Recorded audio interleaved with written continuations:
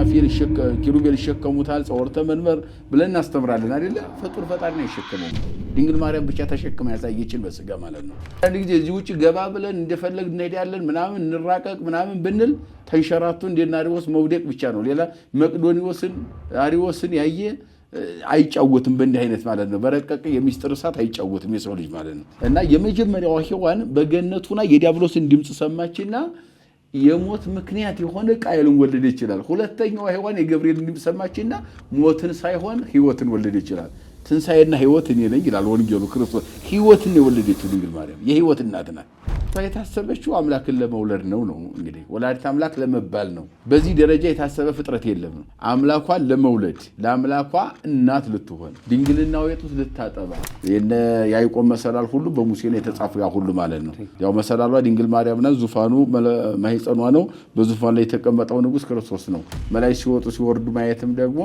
አምላክ ሰው ሆነ ሰው አምላክ ሆነ ማለት ነው መሰላል ደግሞ በመሰላል ከላይ ያለው ወደታች ያወርዱበታል ከታች ያለው ወደ ላይ እንደሚያወጡበት ከላይ ለመለኮት መውረድ ከታች ለስጋ ማድረግ ምክንያት ድንግል ማርያም ነው ሁሉ ተሰጥቷታል ስንል የጸጋ ሁሉ ባለቤት አደረባን ነው ይያልን ያለነው እሱን ከተሸከመች እሱን ከወለደች ሌላ ምን ጸጋ ቀረ ምን የቀረ ጸጋ አለ ምን ያልተሰጠ ስጦታ አለ እስኪ ለድንግል ማርያም ያልተሰጠ ለእግዚአብሔር መንፈስ ቅዱስ የሚተዋል ከመምራን ተገንቶ በመምራን ልክ የሚመለስ አለ ተማሪ በራሱ ልክ የሚያውቀው አለ ከመምርና ከተማሪ ያለፈውን መጻሕፍት ይመልሱታል ከመጻሕፍት ያለፈው ለመንፈስ ቅዱስ ይተዋል እና ትውልዱ ያልተረዳው አንዱ ነገር ይሄ ነው በቃ ይሄ የማያዳግም ምላሽ ነው በስመ አብ ወወልድ ወመንፈስ ቅዱስ አሐዱ አምላክ አሜን ታላቁ የቤተ ክርስቲያናችን አባት የሆነው ቅዱስ ያዕቆብ ዘስሩግ አንድ ሰው ስለእመቤታችን ሙሉ ክብሯን ገለጸ ማለት ይላል አንድ ሰው የእመቤታችን ሙሉ ክብሯን ገለጸ ማለት አንድ ሰዓሊ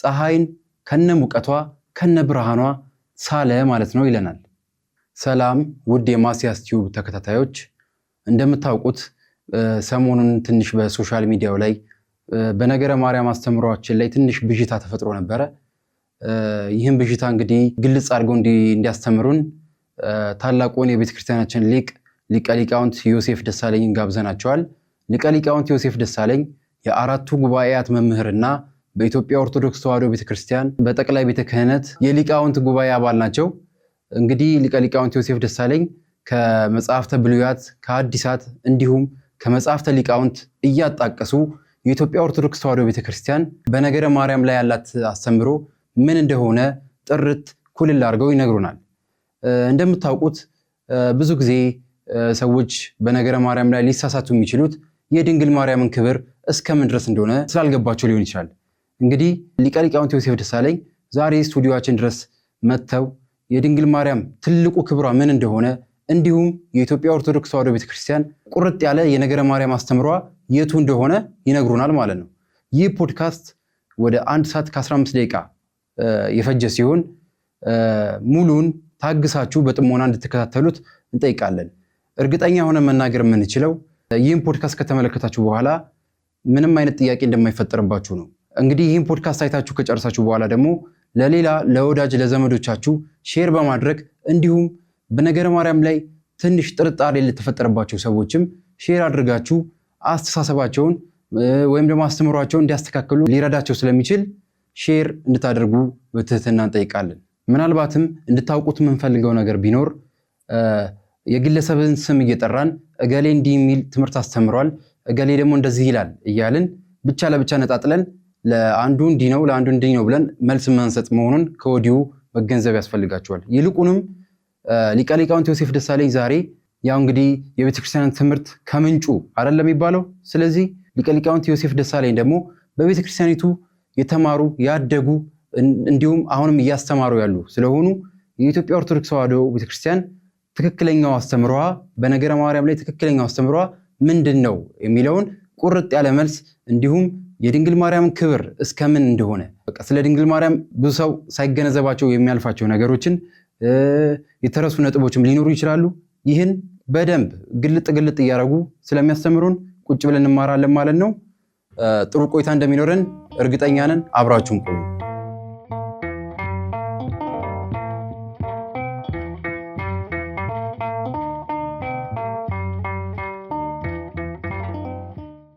መምህር እኛን አክብረው እዚህ ስቱዲዮአችን ድረስ ስለመጡ እናመሰግናለን። ስለ ነገረ ማርያም ከማንሳታችን በፊት ያው የሰሞኑም ክርክር እንዳለ ሆኖ እሱንም ከማንሳታችን በፊት አሁን ብዙ ሰዎች ይናገራሉ ድንግል ማርያም እንዲህ ነች እንዲያ ነች። እነዚህ ነገሮች እስቲ ወደ ጎን እናርጋቸውና አሁን ምክንያቱም ምናልባትም እነዚህ ሰዎች እንደዛ የሚሉት ያው የድንግል ማርያምን ክብር በተገቢው ሁኔታ ስላልተረዱት ሊሆን ስለሚችል አንደኛ ከአዳምና ሔዋን እንጀምራለን። አዳምና ሔዋን ገነት እንዴት ነበር ሲኖሩ የነበረው? ከዛ በኋላ ደግሞ ከውድቀት በኋላ ምንድነው ቃል ኪዳን የተገባላቸው አለ ወይ? ከዛም በፊት ደግሞ ስነ ፍጥረት ላይ ትንሽ ያብራሩልንና ወደ ድንግል ማርያም ማናት የሚለውን እስቲ ቅድስት ድንግል ማርያም ማናት? የኢትዮጵያ ኦርቶዶክስ ተዋሕዶ ቤተክርስቲያን ድንግል ማርያምን ማን ብላ ትጠራታለች? ክብሯስ እስከምን ድረስ ነው የሚለውን በጥልቀት እስኪ ያብራሩልን። ጥሩ እሺ። እመቤታችን ወላዲተ አምላክ ድንግል ማርያም እንግዲህ ስለሷ ስናነሳ በዚህ ምድር ላይ መቼስ ለዚህ ዓለም ልዩ ስጦታ ሆና የተሰጠች ንጽሕት ዘር ናት ድንግል ማርያም። ወደፊትም ቅድመ ዓለም ነበረች ብሎ በተአምረ ማርያም ላይ ይገልጻሉ አባቶቻችን። አንዳንድ ጊዜ ከፍቅር አንጻር ነው ብሎ የሚናገሩ ሰዎች አሉ። ከፍቅር አንጻር ብቻ ሳይሆን እውነታ ነው። ቅድመ ዓለም ነበረች ማለት በህሊና አምላክ ነው። ተፈጥራ ሐናና ኢያቄም ወልደዋት ዓለም ሳይፈጠር ነበረች ማለት ሳይሆን በአምላክነት ታስባ ነበር ነው። እንግዲህ ታስባ ነበር የሚለውን ቋንቋም ስንመለከተው ደግሞ ራሱ ትርጓሜ ያሸዋል። አሁን በተለይ አሁኑ የዘመናችን ትልቁ ችግር ምንድነው? የመጻሕፍትን ጽንሰ ሐሳብ አለመረዳት ነው። መጻሕፍትን አርቆ አለማሰብ ነው። አንዳንድ ጊዜ ግስ ሊያሳስት ይችላል፣ ሊጥል ይችላል። ፊደልም ሆነ ገጸ ንባብ ምስጢር ያዛባል፣ ክደት ውስጥም ይጥላል። እንደ እንክርዳድ ጠላ አዙሮ ነው የሚጥለው። በጥንቃቄ በተሞላበት ሁኔታ ነው። በተለይ ከእመቤታችን ጋር ስንነጋገር ነገረ መለኮት ጉዳይ ያለበት ነው። ተዋህዶ ጉዳይ ያለበት። የተዋህዶን ጉዳይ ደግሞ ዝም ብሎ በጥንቃቄ ሊመረመር ሊታይ ይገባዋል እንጂ በዘፈቀደ የምንናገረው ወይም ዝም ብሎ እንደው መጽሐፍ ቅዱስ ጠቅሰን የምንወያይበት የምንነጋገርበት ጉዳይ አይደለም እና ወደ እመቤታችን ወላዲተ አምላክ ድንግል ማርያም ዓለም ሳይፈጠር በአምላክ ሕሊና ታስባ ነበር የሚለውን አንዳንድ ወገኖቻችን እንዴት ይሆናል? እንዴት ታስባ ነበር ይባላል? ዓለም ሳይኖር ሌላ ሊኖር አይችልም። ድህረ ዓለም ነው ሁሉ የመጣው። በተለይ ሰው የተፈጠረው በዕለተ ዓርብ ነው። ሌሎቹ ፍጥረት እንዲያውም ቀድሞ ተፈጥረዋል። መላእክት ተፈጥረዋል፣ ሰማይ ምድር ተፈጥረዋል፣ እጽዋት አብርት ቀላያት ሁሉም ተፈጥረዋል። ከዚያ በኋላ ሰው አዳምና ሔዋን ተፈጥሮ እያለ እንዴት ቅድመ ዓለም የሚል ብዙ ጥያቄዎች የሚያነሱና ይህንን የሚከራከሩ ሰዎች አሉ። አሁን በአምላክ ሕሊና ሐሳብ ነው እያለ ያለው እንጂ በስጋ ተፈጥራ ነበረች ማለት አይደለም። በሐሳብ የሚለው ደግሞ ሲተረጎም ምን ማለት ነው? አሁን እንኳን እመቤታችን ድንግል ማርያም ማንኛውም ዓለም አስቀድሞ ታስቧል። በማን ከተባል በስላሴ ሕሊና ታስቦ ነበር ዓለም ማለት ነው። ሰማይና ምድርን ዓለማትን ልፍጠር ብሎ እግዚአብሔር አሰበ፣ አስቦም አልቀረ ፈጠረ። የሃይማኖት አበው ቋሚ ትምህርት ነው። እንደገናም ደግሞ አንዳንድ ሊቃውንት ደግሞ በአብ ልብነት ዓለም ታሰበ። በልብ እንደምናስብ አብ ልብ ስለምንለው በአብ ልብነት ዓለም ታሰበ። በወልድ ቃልነት ዓለም ተፈጠረ። በመንፈስ ቅዱስ እስትንፋስነት ዓለም ያውል ይኖራል ነው። ስለዚህ አስቀድሞ ዓለም ታስቧል። ሰማይም ምድርም እጽዋትም አፈርትም ቀላያትም እኔም አንተም ሌላውም ሁሉም ታስቧል። አይደንቅም? እመቤታችን ታስባ ነበር የሚለው አይደንቅም? ሳይታሰብ የተፈጠረ የለም። እኔም ታስቤያለሁ። ግን እዚህ ላይ ለየት አድርገን ማየት ያለብን እመቤታችንን ለይቶ መጻፉ ወይም ታምረ ማርያሙ ነገረ ማርያሙ ለምን እሷን ለይቶ እዚህ ላይ ያስቀመጠ? ታስባ ነበር አለ የሚለው ስንመለከተው እሷን ለይተን የምናይበት ዋናው ሚስጥረ ነገሩ ወይም ሚስጥሩ ምንድነው ከተባለ እሷ የታሰበችው አምላክን ለመውለድ ነው። እንግዲህ ወላዲተ አምላክ ለመባል ነው። በዚህ ደረጃ የታሰበ ፍጥረት የለም ነው። በዚህ ደረጃ የታሰበ ፍጥረት የለም። አምላኳን ለመውለድ ለአምላኳ እናት ልትሆን ድንግልናው የጡት ልታጠባ ከሷ ተወልዶ ዓለም ሊያድን በዚህ የታሰበች ናት ነው እያልን ያለው። ታስባ ነበር ሲባል ያ ነው ደረጃው። እንደ ማንኛውም ሰው ዝም ብላ ወደዚህ ምድር መታ ለመኖር ብቻ ሳይሆን ሰው የየራሱ የተሰጠው ጸጋ አለ፣ የመጣበት ዓላማ አለው። በዓላማ ሰው ይኖራል። የእያንዳንዱ ዓላማ ግን ሁሉም ሲታይ በየደረጃ የተሰጠው ጸጋና ዓላማ አለ። እመቤታችን ግን ለየት የሚያደርጋት ለአምላክ እናትነት ነው። ታስባ የነበረው ያንን ነው ለይተን ማወቅ ያለብን እንጂ መታሰብማ እኔም ሌላውም ታስቧል። ሳይታሰብ የተፈጠረ አንድ ነገር የለም። እንደው መቼም ዓለም ታስቦ ነው የተፈጠረው ስንል በእቅድ ነው እግዚአብሔር ሁሉን የሰራው። ፍጥረተ ዓለም በእቅድ ነው፣ ድነተ ዓለም በእቅድ ነው። ፍጥረተ ዓለምን ልፍጠር ብሎ አስቦ ነው የፈጠረው። ድነተ ዓለምን ለማዳን አስቦ ነው ያዳነው። በዘፈቀደ ዝም ብሎ እግዚአብሔር አልሰራም። ለዚህም ነው ሰው አንዱ አርአያና ምሳሌ ነው። ሰው እግዚአብሔር ምሳሌ የሚባለው በማሰብ በማቀድ ክፉና ደግን ለይቶ ማወቅ ነው። አርአያነታችን እኮ ያ ነው ምሳሌነታችን እንጂ ሰው እግዚአብሔር ነው ማለት አይደለም፣ ሊሆንም አይችልም። ያ ነው። ስለዚህ በዚህ ደረጃ ነው እመቤታችን የታሰበችው ለአምላክ እናትነት ነው። ዓለምን የሚመግበው ጡት ልትመግብ ማለት ነው። በዘባነ ኪሩብ በየማና የሚሰለሰው የሚቀደሰው እግዚአብሔር እጇ ላይ ታቅፋ መዳፏ ላይ ታቀባ ጡት ልታጠባው ማለት ነው። ለመላእክት ለሱራፌል ለኪሩቤል የሰው አይን እንኳን ፈጽሞ ሊያዩ የማይችል የብርሃን ልብስ ያለበሰን እግዚአብሔር በጨርቅ ጠቅልላ የበለሶን ቅጠል ደርባለት ቤተልሔም ልትታቀፈው ለዚህ ታስባለች ማለት ነው። እና ታስባ የሚለው ያ ነው። ስለዚህ ዓለም ሳይፈጠር እመቤታችን ታስባ ነበር የሚለው ለዚህ መነሻ ስለሚሆን በዚህ ደረጃ ነው ማለት ነው። ከዚያ በኋላ እንግዲህ የሰውን ስንመለከተው በዕለተ ዓርብ ተፈጥሯል። መጨረሻ ፍጥረት ነው ሰው መደምደሚያ ነው የሆነው። እንግዲህ በጥቅል 22 ስነ ፍጥረት ብለን ነው በተለምዶ መጻሕፍትም እንደዚያ የሚያስቀምጡት። በኩፋሌውም በዘፍጥረትም ላይ ዘፍጥረት ምዕራፍ 1 ኩፋሌ ምዕራፍ 6 ላይ ስንመለከተው በየደረጃው ፍጥረትን ያስቀምጣል። ሲያስቀምጥ ግን በጥቅል ሙሴ እንደጻፈው ሙሴ በተረዳውና ባወቀው ልክ 22 ስነ ፍጥረት ብሎ ጠቅሎ አስቀምጦታል። ያው እንደ ሻማ ጠቅሎ እንደ ወርቅ አንከብልሎ አስቀመጠው ነው የሚሉ ሊቃውንት እንጂ ሙሴም ማንም እግዚአብሔር የፈጠረውን ፍጥረት ማወቅ አይችልም። መላእክቱም አያውቁም። የእግዚአብሔር የፈጠረውን ፍጥረት ፍጡር ቆጥሮ ሊያውቅ አይችልም። ለምሳሌ እኔ አሁን የራስ ፀጉር ስንት ነው ብትለኝ አላውቀውም። እሱ ግን ቆጥሮ ሰፍሮ የሚያውቀው እግዚአብሔር ብቻ ነው። ራሴን ጠጉር የሚያውቅ እሱም ደግሞ ከዋክብትን ሰፍሮ ቆጥሮ የሚያውቅ እግዚአብሔር ነው። አብርሃም ቁጥር ሲባል አላውቃቸውም ቁጥራቸውን ነው ያለው። እንደዚያ ዘርና በዛዋለሁ ነው ያለው እንጂ ፍጥረትን ፍጡር ቆጥሮ አይጨርሰውም። እግዚአብሔር ብቻ በየስሙ ይጠራዋል፣ ያስተናብረዋል፣ ያስተናግደዋል፣ ይመራዋል፣ ይመግበዋል። ፍጥረቱን ቆጥሮና ሰፍሮ የሚያውቅ እግዚአብሔር ብቻ ነው። ሙሴ በተጠቅሎ በቆጠረው መሰረት 21 ስነ ፍጥረት ተጠቃሎ በዕለተ ዓርብ መጨረሻ ፍጥረት አዳም ሆኖ ሰው ተፈጠረ። ፈጠሮ እግዚአብሔር ለጓለሚያው ምድር ነው። ዘፍጥረት ምዕራፍ 1 26 ማነው መጽሐፈ ኩፋሌም ስንመለከት ምዕራፍ 6 ላይ ተቀምጧል። አዳምን ከምድር አፈር ምድርን አውጪ ብሎ አዘዛት ይላል ኩፋሌው። ምድርን ሰውን አወጣች ነው የሚለው። እንዲሁ እንዲያለ አወጣችው ይላል። ማለትም ነፍስና ስጋ ያለው ፍጡር ሆኖ ከምድር ወጣ ነው። የምድር መገኘት ከምድር መገኘቱን ነው። በዘፍጥረት ደግሞ ከምድር አፈር ሰራው ይላል። ዙሮ ከምድር መገኘቱን ነው የሚገልጸው።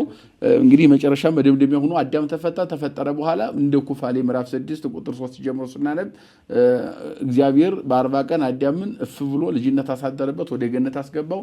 ሔዋንም ከአዳም ጎን ባስገኘ በ80 ቀን እፍ ብሎ ልጅነት አሳደረባትና ወደ ገነት አስገባት ነው የሚለው። ከዚያ በኋላ 7 ዓመት ከ3 ወር ከ17 ቀን በገነት እንደኖሩ እግዚአብሔርም ትእዛዝ ሰጥቷቸው ጠብቀዋል። ትእዛዙም በገነት ያለውን ሁሉ እጽ ብላ ዛሃለው ውስተ ገነት ብላ በገነት ያለውን ሁሉ ብላ ወመጽእ ዛሃለው ማእከለ ገነት ይትብላ አመለተ ትበልምኔሁ ሞተ ትመውቱ ሎታ ዘፍጥረት ምዕራፍ 3 ላይ ያን አንዲ ጸበለስ እንዲያትበላ ሌላውን በላ ያን በበላ ጊዜ ሞትን ትሞታለህ ብሎ እግዚአብሔር ምልክት አስቀምጧል። አዛዥና ታዛዥ ፈጣሪና ፍጡር ጌታና ባሪያ ይታወቅ ዘንድ ነው እንጂ እንጨት በላ አልበላ ሰው ቢበላም ለእግዚአብሔር ክብር አይቀነስም፣ ባይበላም የሚጨምርለት ክብር የለውም። እግዚአብሔር ግን አዛዥና ታዛዥ የሚታወቀው ምልክቱ ምንድነው? ደንበር አስቀመጠ፣ ጸበለስ ለዚያ ነው የተቀመጠው ማለት ነው። ዛሬ ሰው ጾመም አልጾመም ከጾመ ክብር ራሱ ነው የሚያገኘው፣ ለእግዚአብሔር መገዛት ማረጋገጫ ነው። ግን ስለ ጾመ ለእግዚአብሔር የሚጨመር ክብር የለም። ባለመጾሙ እሱ ከክብር ይራቆታል፣ እግዚአብሔር ግን የሚቀነስበት ነገር እንደዚያ የጾም ምሳሌ አድርጎ አፈወርቅ አስቀምጦታል። ጸበለስን እንደ ጾም መስሎ አስቀምጦታል። በዚህ መንገድ ያን ትእዛዙን ካፈረሰ ያንን ከበላ በኋላ አውጽኦ እግዚአብሔር ለአዳም ውስተ ገነት ወአንበሮ ውስተ ደብረ ቅዱስ እንተ ባቲ ተፈጥረ ቀድሙ ነው ቀለሚንጦስ ሲናገር። ጸበለስን ከበላ ትእዛዝ አፈረሰ፣ ደንበር አለፈ፣ ደንበር ጥሷል፣ ጸበለሱን በልቷል። ታዛዥ የነበረው አዛዥ ለመሆን ፈለገ። በእግዚአብሔር ቦታ ራሱን መቼም ይሄ ፍቅረ ሲመት ያው ይታወቃል። ሰውንም መላእክትንም ያዋረደው መላኩንም ያዋረደው ምንድነው ከተባለ ፍቅረ ሲመት ነው። አሁን ዛሬ ዓለም የሚባላበት አንዱን ገሉ አንዱ ወንበር ላይ ለመቀመጥ በእንጨት በድንጋይ ነው ዓለም የሚገዳደለው ማለት ነው። ወይም ያንን እኮ ለዘላለም የሚነግስ እግዚአብሔር ብቻ ነው ለዙፋኑ የማይናወጽበት። እንግዲህ ሁሉም ትናንት የነበረው መቃብር ወርዷል፣ ዛሬም ያለው ይወርዳል፣ ነገም ያለው ይመጣል ይወርዳል። እንደዚህ እየወረደ ነው የሚኖረው። ግን የሰዎች አለማወቅ አለመረዳት በፍጥረት ላይ በጣም ትልቅ ፍቅረ ሲመት ትልቅ ተጽዕኖ እንዳለው አይተናል። አዳም የወረደው አምላክ ለመሆን ፈልጎ ነው። ዕፀ በለስን በልቶ ደንበር አልፎ መስመር አልፎ የወደቀው አዳም በዚህ ነው። እንደገና ከመላእክት መካከል ደግሞ ሰማልያል የተባለው የመላእክት አለቃ ርስ የነበረው ርሱም ደግሞ ተጠቅሎ በጨለማ ወርዶ ለዘላለም ውርደትም የገጠመው በፍቅረ ሲመት ነው። በእግዚአብሔር ቦታ ራሳቸውን ለማስቀመጥ ሁለቱ ፍጥረቶች የወደቁት ማለት ነው። ስለዚህ ያኛው ወደ ንስሐ አልተመለሰም። በዚያው ሰይጣን ተብሎ ስሙም ተቀይሮ ግብሩም እንደዚያው ጨለማ ውስጥ ኑሮ ሆኖ ለዘላለም ይኖራል። ይሄኛው ግን አለቀሰ ነው። እንደው በከዩ አዳም ወሔዋን 100 ዓመተ በአብይ ሐዘን ወላህም ድረጻቶም ነው የሚለው ውስተ ገነት። ከገነት ከወጡ በኋላ 100 ዓመት አዳምና ሔዋን አለቀሱ ይላል ቀለሚንጦስ። ካለቀሱ በኋላ በመጻ ቃል አዶናይ ሀቢሁ ያሸናፊ እግዚአብሔር ወይም እውነተኛ ፈራጅ እግዚአብሔር ድምጽ ወደ አዳም መጣ። አይት ያሉ ከአዳም አይትና ያለው አለው ማይከለ ጸዊሃ አለው በገነት ይላል። አንጻረ ገነት በገነት ፊት ለፊት ባለ እንጨት መካከል ተሰውር ያለው አለው። ምን ሆነ ተሰወር ካለው እርቃኔን ስለሆንኩ አለ። እርቃንህን የሆንከው ትእዛዜን ስታፈርስ ነው አለው። ከዚያ በኋላ አለቀሰ። ይቅር በላይ ብሎ ማልቀሱን ነው ባጭሩ። ይቅር ብሎ በማልቀሱ እግዚአብሔር ይቅርታውን ሰማውና በሐሙስ ዕለት ወበንፈቃል ዕለት ወለዲ ሞለተ ወለተከ ወዲ ኩስተመረብከ አዲነከ በመስቀልዬ ወበሞቴ ወትቤዘወከ። በእግዚአብሔር አቆጣጠር 5 ቀን ከኩል 1000 ዘመን በእኛ በእግዚአብሔር 1 ቀን ስለሆነ ማለት ነው። ስለዚህ 5 ቀን ከኩል በእግዚአብሔር አቆጣጠር በእኛ 5500 ዘመን ሲፈጸም ከልጅ ልጅ ተወልጄ አድንሃለሁ ብሎ በቀለሚንጦስ ተገለጠ። ይሄ ማለት ነው ድንግል ማርያም ናት የልጅ ልጅ የተባለችው ማለት ነው። ስለዚህ አስቀድማ ታስባ የነበረችው አሁን እዚህ ላይ ለአዳም ተገለጠች። አሁን እዚያ በአምላክ ሕሊና የታሰበችው ንጽሕት ዘር ድንግል ማርያም ለአዳም ተነገረች። ምን ተብላ ተነገረች? የልጅ ልጅ ናት የምትድነው ከሷ ተወልጄ ነው አለ። ያቺ የልጅ ልጅ መቼ ትወለዳለች? ከሐናና ከኢያቄም ከ5000 ዘመን በኋላ በ6ኛው ሺህ ክፍለ ዘመን መካከል ላይ የምትወለድ ንጽሕት ዘር ናት። እሷ ያቺ ቃል ኪዳን የአዳም ኪዳን አዳም የሚባለው ምቺ ንጽሕት ዘር ናት። የአዳም ኪዳን የተባለችው የመጀመሪያው ከ7ቱ ኪዳናት የአዳም ኪዳን ነው። 7ቱም ኪዳን ሲጠቃለል ድንግል ማርያም ናት እውነታውን ለመናገር ማለት ነው። ኖህም ብንለው በደመና መካከል ቀስቴን አሳይሃለሁ አለው። ቀስቱ ክርስቶስ ነው፣ ደመናው ድንግል ማርያም ናት። አዳምም የልጅ ልጅ ተባለ። ከልጅ ልጅ ተወልጄም አድናለሁ። የልጅ ልጅ ድንግል ማርያም ናት። ያችን እሷ እንደውም ምን ብለውታል ሊቃውንት? አንተ ውእቱ ተስፋሁ ለአዳም ያለውን አባ ሕርያቆስ ሲተረጉሙት የአዳም ስንቅ ብለዋታል። ተስፋ ብቻ አይደለችም ስንቅ ናት። መቼም ለሰው ስንቁ ምንድነው? ተስፋው ነው። አንድ ሰው ከሀገሩ ከቤቱ ወጥቶ ሌላ ሀገር ደርሼ እመጣለሁ ብሎ ሙሉ ልብ ኑሮት ከቤቱ የሚወጣው ደርሶ እንደሚመለስ እርግጠኛ የሚሆነው በያዘው ስንቅ ነው። ከልጅ ልጅ ተወልጄ አድንሃለሁ ብሎ ይችን ስንቅ ስለሰጠው ሰው ስንቁን ተሸክሞ ጉዞውን እንደሚቀጥል የፈለገው ዓለም ደርሶ ለመንጣት አዳም 5000 ዘመን የተጓዘው ድንግል ማርያምን ባይምሮ ይዞ ነው። ልጅ አለችኝ ከሷ አድናለሁ በሷ አማካኝነት አምላክ ያድነኛ ብሎ ማለት ነው። ስለዚህ ያቺ የልጅ ልጅ የአዳም ኪዳን ናት። ለዚህ ነው ኪዳን ሲባል ኪዳነ ምሕረት ስንል ማን ነው ከተባለ ኪዳን ድንግል ማርያም ናት። እንደው ቃል ኪዳን ተቀበለች ብቻ አይደለም ራሷ ኪዳን ናት እንጂ ምን መቀበልማ ማንም ሰው ተቀብሏል። እኔም ብቃት የለኝም እንጂ ተቀብያለሁ። ለሁሉም ቃል ኪዳን ለሁሉም ተሰጥቶታል። ጻድቅ ሆኖ ራሱን መቀደስ ከቻለ ማንኛውም ሰው ቃል ኪዳን አለ። ቅዱስ ለሆነ መልካም ስራ ለሰራ በሕግና በስራ ለሚኖር ሁሉ ቃል ኪዳን ተሰጥቷል። ቃል ኪዳን መቀበልማ ለሁሉም ተሰጥቷል። ቁም ነገር የለውም። ኪዳን ናት እሷ ራሷ የአዳም ኪዳን።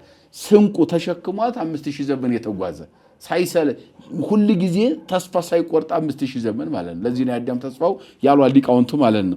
ስለዚህ ለአዳም የልጅ ልጅ ተብላ ተሰበከች። ታስባ በአምላክ ሕሊና የነበረችው ለመጀመሪያ ጊዜ ተሰበከችው ለአዳም ነው። ምን ተብላ? የልጅ ልጅ ተብላ። ከሷ ነው የምወለደው የምትድነው በዚያ መንገድ ነው። ከዚህ ውጭ መዳኛ መንገድ የለህም። ዘጋ 4 ነጥብ ነው።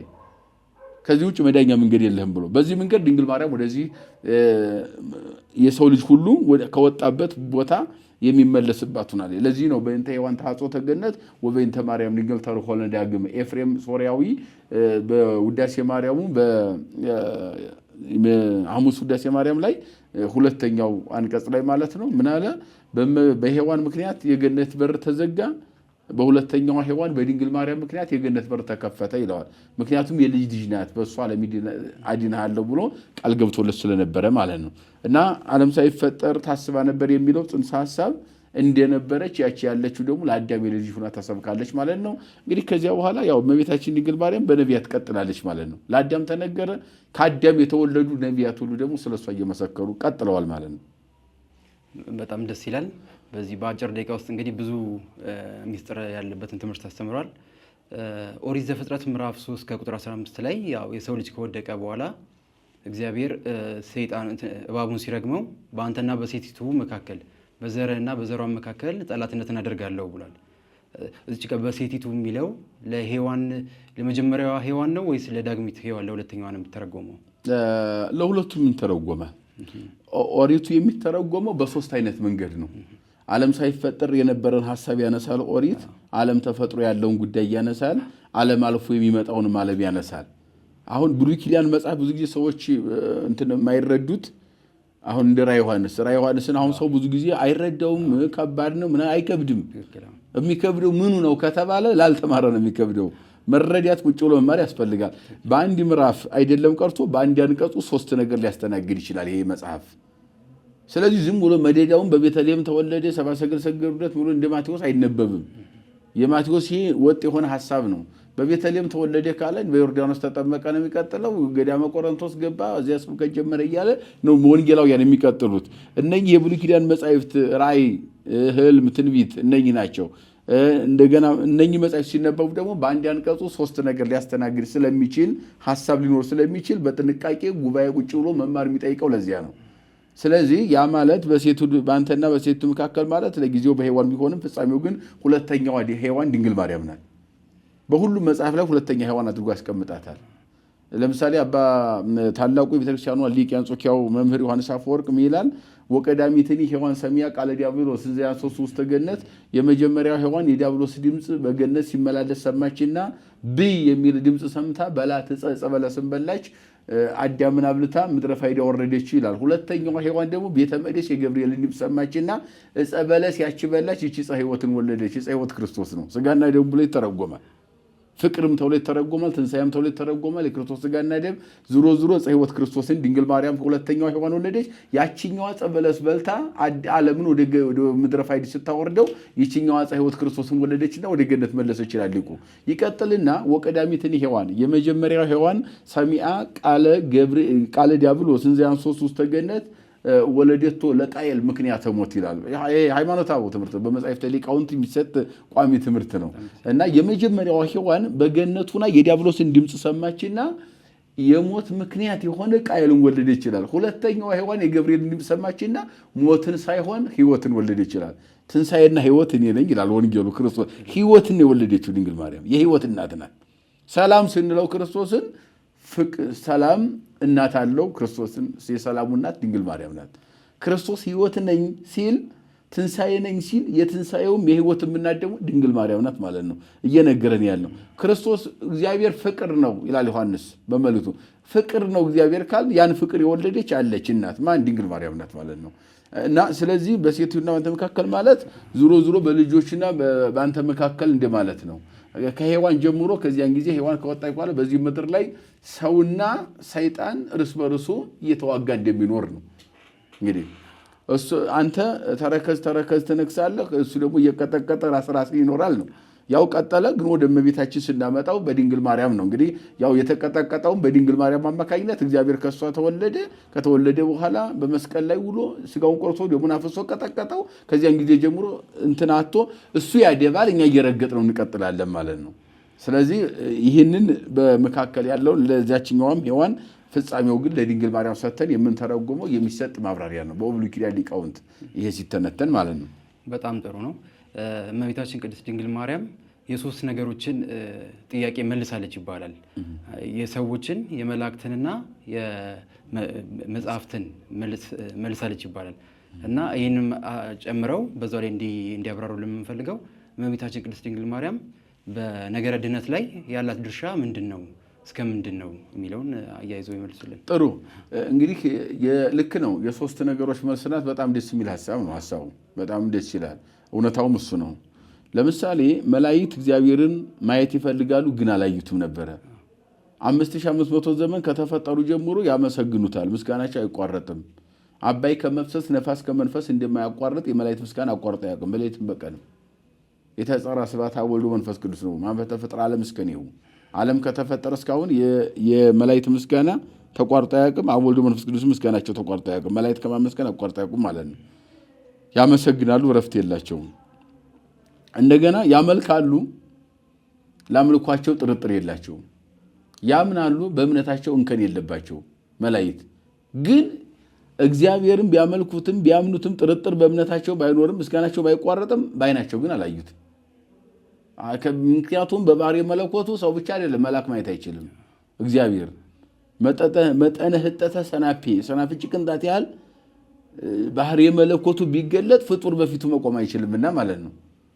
ስለዚህ አይተውት የማያውቁትን እግዚአብሔር አምነው ሲያመሰግኑ ኖረዋል።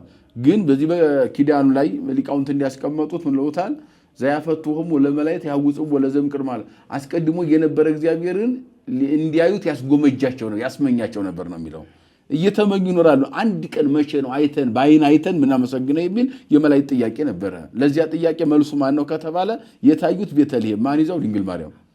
እንግዲህ በኪሩቤል ላይ ያጥራል ወይም ሱራፌል ኪሩቤል ይሸከሙታል ጸወርተ መንበር ብለን እናስተምራለን አይደለ? ፍጡር ፈጣሪን አይሸከመውም። ድንግል ማርያም ብቻ ተሸክማ ያሳየችን በስጋ ማለት ነው። ይህን እውነታ መረዳት ያስፈልጋል። ታዲያ መሸከም ማለት ምንድነው? በቅርብ የሚታዩ ለአገልግሎት የቀረቡ ማለት ነው እንጂ ኪሩቤል እግዚአብሔርን መሸከም አይችሉም ይላል። ጸወርተ መንበር ማለት እግዚአብሔር በጽርሐ አርያም እነሱ በሰማይ ውዱድ ከሌላው ስነ ፍጥረት ለእግዚአብሔር ዙፋን የቀረቡ ለጽርሐ አርያም ቅርብ ስለሆኑ ተሸከሙት ብለን እናገራለን እንጂ እነሱ ሊሸከሙት አይችሉም። በቅርብ የሚታዩ መሆናቸውን ማን ተሸከመው? ድንግል ማርያም። በምን? በስጋ ተሸከመችውና የታዩት መላእክት ድንግል ማርያም ታቀፋው ቤተልሔም ነው ያዩት። ቤተልሔም ከዚህ ጋር ተያይዞ በጣም በሚደንቅ ሁኔታ ሊቃውንት አባቶቻችን ልዩ የሆነ ደግሞ አገለጽ አላቸው። ይህ የድንግል ማርያምን ክብር መቼስ እንዴት ሁሉ ይገለጣል ቢባል የድንግል ማርያም የክብር ጥግ አንድ ነገር ብቻ ነው። እኛ ከአእምሮ በላይ የሆነ ወይም ሌላ ብዙ ሀተታ ጥቅስም ሳያስፈልገው ድንግል ማርያም ክብሯ ምንድነው? እሷ ሊገልጻት የሚችል የመጨረሻ ክብር ምንድነው ከተባለ ወላዲት አምላክ ብቻ ነው። ይሄን መሆን የሚችል ፍጡር የለም፣ ሊኖርም አይችልም። እሷን በፊት የለም፣ በእሷ ጊዜ የለም፣ ወደፊትም የለም። የብቻ የተሰጣት ልዩ ጸጋ የክብር ጥጓ ምንድነው ከተባለ ወላዲት አምላክ ናት። ወላዲት አምላክ ናት። ከዚህ ዝቅ ማድረግ ፍጡር አይችልም። ከዚህም ከፍ ላድርግ አይችልም። የኛ የፍጡራን ድርሻ ምንድነው? እናትነቷን ከተቀበልን ካመንባት ብጽዕት እያሉኝ ይኖራሉ ስላለች ብጽዕት እያሉ መኖር ብቻ እንጂ ብጽዕት ማድረግ የጥፍር ቁራጭ ያክል ምን ጨምርላት ምንም ክብር የለም። ስለተራገምንም ስለተሳደብንም ስላቃለልንም የጥፍር ቁራጭ ያክል ዝቅ ማድረግ አንችልም። መጨመር መቀነስም በፍጡር ዘንድ አይችልም። ፍጡር ያለለት እግዚአብሔር የመረጠው ብጽዕት እያለ እንደ ኤልሳቤጥና እንደ ገብርኤል እያመሰገነ ይኖራል። እሷም ብጽዕት ይሉኛል ያለችው እንጂ ብጽዕት ያደርጉኛል ያለችው ትውልድ የለም። ማድረግ አይችልም። ትውልድ ማድረግ አይችልም። አንድ ጊዜ እግዚአብሔር ብጽዕት አድርጓታል ማለት ነው። በዚህ ልክና መጠን ተረድቶ መኖር ነው። አንዳንድ ጊዜ እዚህ ውጭ ገባ ብለን እንደፈለግ እንሄዳለን ምናምን እንራቀቅ ምናምን ብንል ተንሸራቶ እንደና አሪዎስ መውደቅ ብቻ ነው። ሌላ መቅዶኒዎስን አሪዎስን ያየ አይጫወትም በእንዲህ አይነት ማለት ነው። በረቀቀ የሚስጥር እሳት አይጫወትም የሰው ልጅ ማለት ነው። ስለዚህ በዚህ ልክ መኖር ያስፈልጋና ወላዲተ አምላክ እሱ የክብር ጥጓ የእመቤታችን የክብር ጥግ እሱ ነው ማለት ነው። በጣም በሚደንቅ ሁኔታ በጣም ቅዱስ ሉቃስ ነው እንግዲህ በሐዲስ ኪዳን በደንብ አድርጎ የጻፈው። እውነቱን ለመናገር ሃይማኖተ አበው የምንበለው ነገረ ማርያም የምንበለው ድርሳን የምንበለው ታምር የምንበለው ማንኛውም ቅዳሴ የምንበለው ማንኛውም የነገረ ማርያም መጻሕፍት መነሻቸው መድረሻቸው ምንድነው ከተባለ ሉቃስ አንድ ነው ወይም ማቴዎስ አንድ ነው።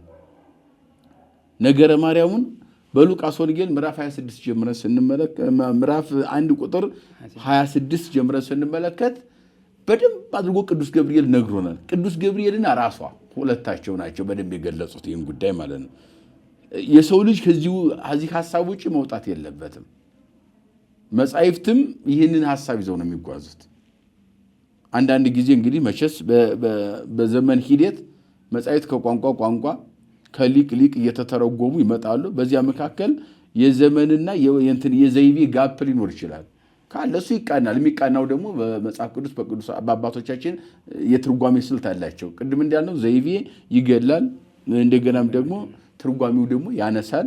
ያንን ደግሞ በጉባኤ ቤት ቁጭ ብሎ ተምሮ ይህን ዘይቤ በስንት አይነት ያስተረጉማል። ዘይቤውንም እኮ ማወቅ ያስፈልጋል። ዘይቤው ማወቅ ያስፈልጋል ማለት ነው። ከዚህ አንጻር ግን ይህንን ጠብቀን ስንሄድ የነገረ ማርያምን ጉዳይ እንግዲህ በዘመን ሂደት ከሔዋን ጋር አነጻጽሮ ሊቁ ተናገረ።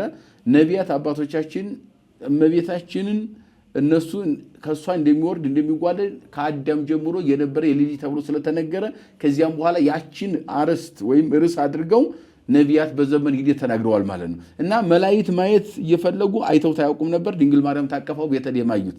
ለዚህ ነው እኮ ስብሐት በሰማይ ለእግዚአብሔር ምስጋና በምድር ለሰው መልካም ነገር ሰላም በምድር ሰላም ለሰው መልካም ነገር ያለው የሉቃስ ወንጌል ምዕራፍ 2 ላይ ስንመለከተው ቁልጭ አድርጎ የሚያስረዳን ይሄንን ነው። ይሄንን አሉ በሰማይም በምድርም ነው ያሉት። በምድር ብቻ ቢሉ በሰማይ አለ። እንደውም በአንቀጸ ብርሃን ድርሰቱ ላይ ቅዱስ ያሬድ ምን አለ? ወደዚህ ምድር መጡና መላእክት ቤተልሔም አግኝተው ሰገዱለት ይላል። በጣም ደንቋቸው መልስ አገኘ ጥያቄያቸው። አይተን መቼ ነው የምናመሰግነው ብለው እዚያ ቤተልሔም አዩትና ወድቀው ሰገዱለት ይላል። ወምዛ አርጉማ ቢሆን ውስጥ ሰማያት ከዚያ በኋላ እዚያ ወጥተው ወደ ሰማይ መልሰው አረጉ። ወበህየረ ከብጎ ምስላቡ ወመንፈስ ቅዱስ በዚያ ደግሞ ከአብና ከመንፈስ ቅዱስ ጋር ከባህሪ አባቱ ከአብ ከባህሪ ሕይወት ከመንፈስ ቅዱስ ጋር ደግሞ በሰማይ ያገኙት ይላል። በሰማይ ዓለምን ይመግባል፣ በምድር ደግሞ ጡት ይመገባል። በሰማይ በመላእክት ብርሃን አልብሰዋል፣ በምድር በጨርቅ ተጠቅልሏል። የሚደንቀው ማለት ነው። ስለዚህ እሱን እዚህ አገኙትና ሰገዱለት። ወደ ሰማይ ሲሄዱ በዚያም አለ። በሰማይም በምድር ምስጋና ሰላም ለሰው ልጅ እርቅ ተወጠነ ያሉት በሁሉም ቦታ እግዚአብሔር ስላገኙት ነው። ይሄ ድንቅ ሆኖ ከመላእክት አይምሮ በላይ የረቀቀው ነው። ስለዚህ የመላእክት መልስ ማን ነው ከተባለ ድንግል ማርያም ናት ማለት ነው። መልሳቸውን ያገኙት አይተን መቼ እናመስግነው ሲመኙ ኖሩ። ድንግል ማርያም አሳየቻቸው። ከሷ ተወልዶ አዩትና መሰገኑት። ሌላው ሰው ያው ሙሴ ኤልያስ ስንመለከት ማየት እንፈልጋለን አሉት። በኋላ ታየኛለህ አሁን አታየኝ ብሎ ለሙሴም ቃል ገብቷል። በዘጸአት ምዕራፍ 33 ላይ ስንመለከት ያንን መነሻ አድርጎ የሙሴ ጥያቄ የሰው ሁሉ ጥያቄ ነው። የግድ ሁሉም 600 ሺህ እስራኤል መጠየቅ አይጠበቅባቸውም። የግድ የብሉይ ኪዳን አዳም ጀምሮ ያለ ሁሉ መጠየቅ ማየት የማይፈልግ የለም። ፈጣሪውን ማየት የማይፈልግ የለም። ያ የሙሴ ጥያቄ የሁሉም የሰው ልጅ ጥያቄና ሰውን ጥያቄ ነበረው። ማየት ይፈልጋል። ፈጣሪውን አይቶ ማመስገን ይፈልጋል። የታዩት አንደኛ እረኞች እኛን ወክለው ከዚያ በፊት እነ ሙሴም ወክለው በዚያም ዘመን የነበረውን ሕዝብ ወክለው አሁንም እኛ ያለነው ወክለው እረኞች አዩት። በቤተልሔም ለመጀመሪያ መላእክት ጋር አመሰገኑት አይተው ሉቃስ 2 ላይ። ከዚያ በኋላ ሙሴም ቀጠሮ ስላለው ደብረ ታቦር ላይ አይቶታል። ደብረ ሲና አታየኝም፣ ደብረ ታቦር ታየኛለህ ነው።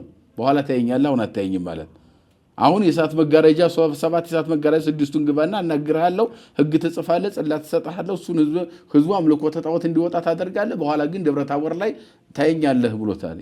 ያንን ቃል ኪዳኑ ተፈጽሟል።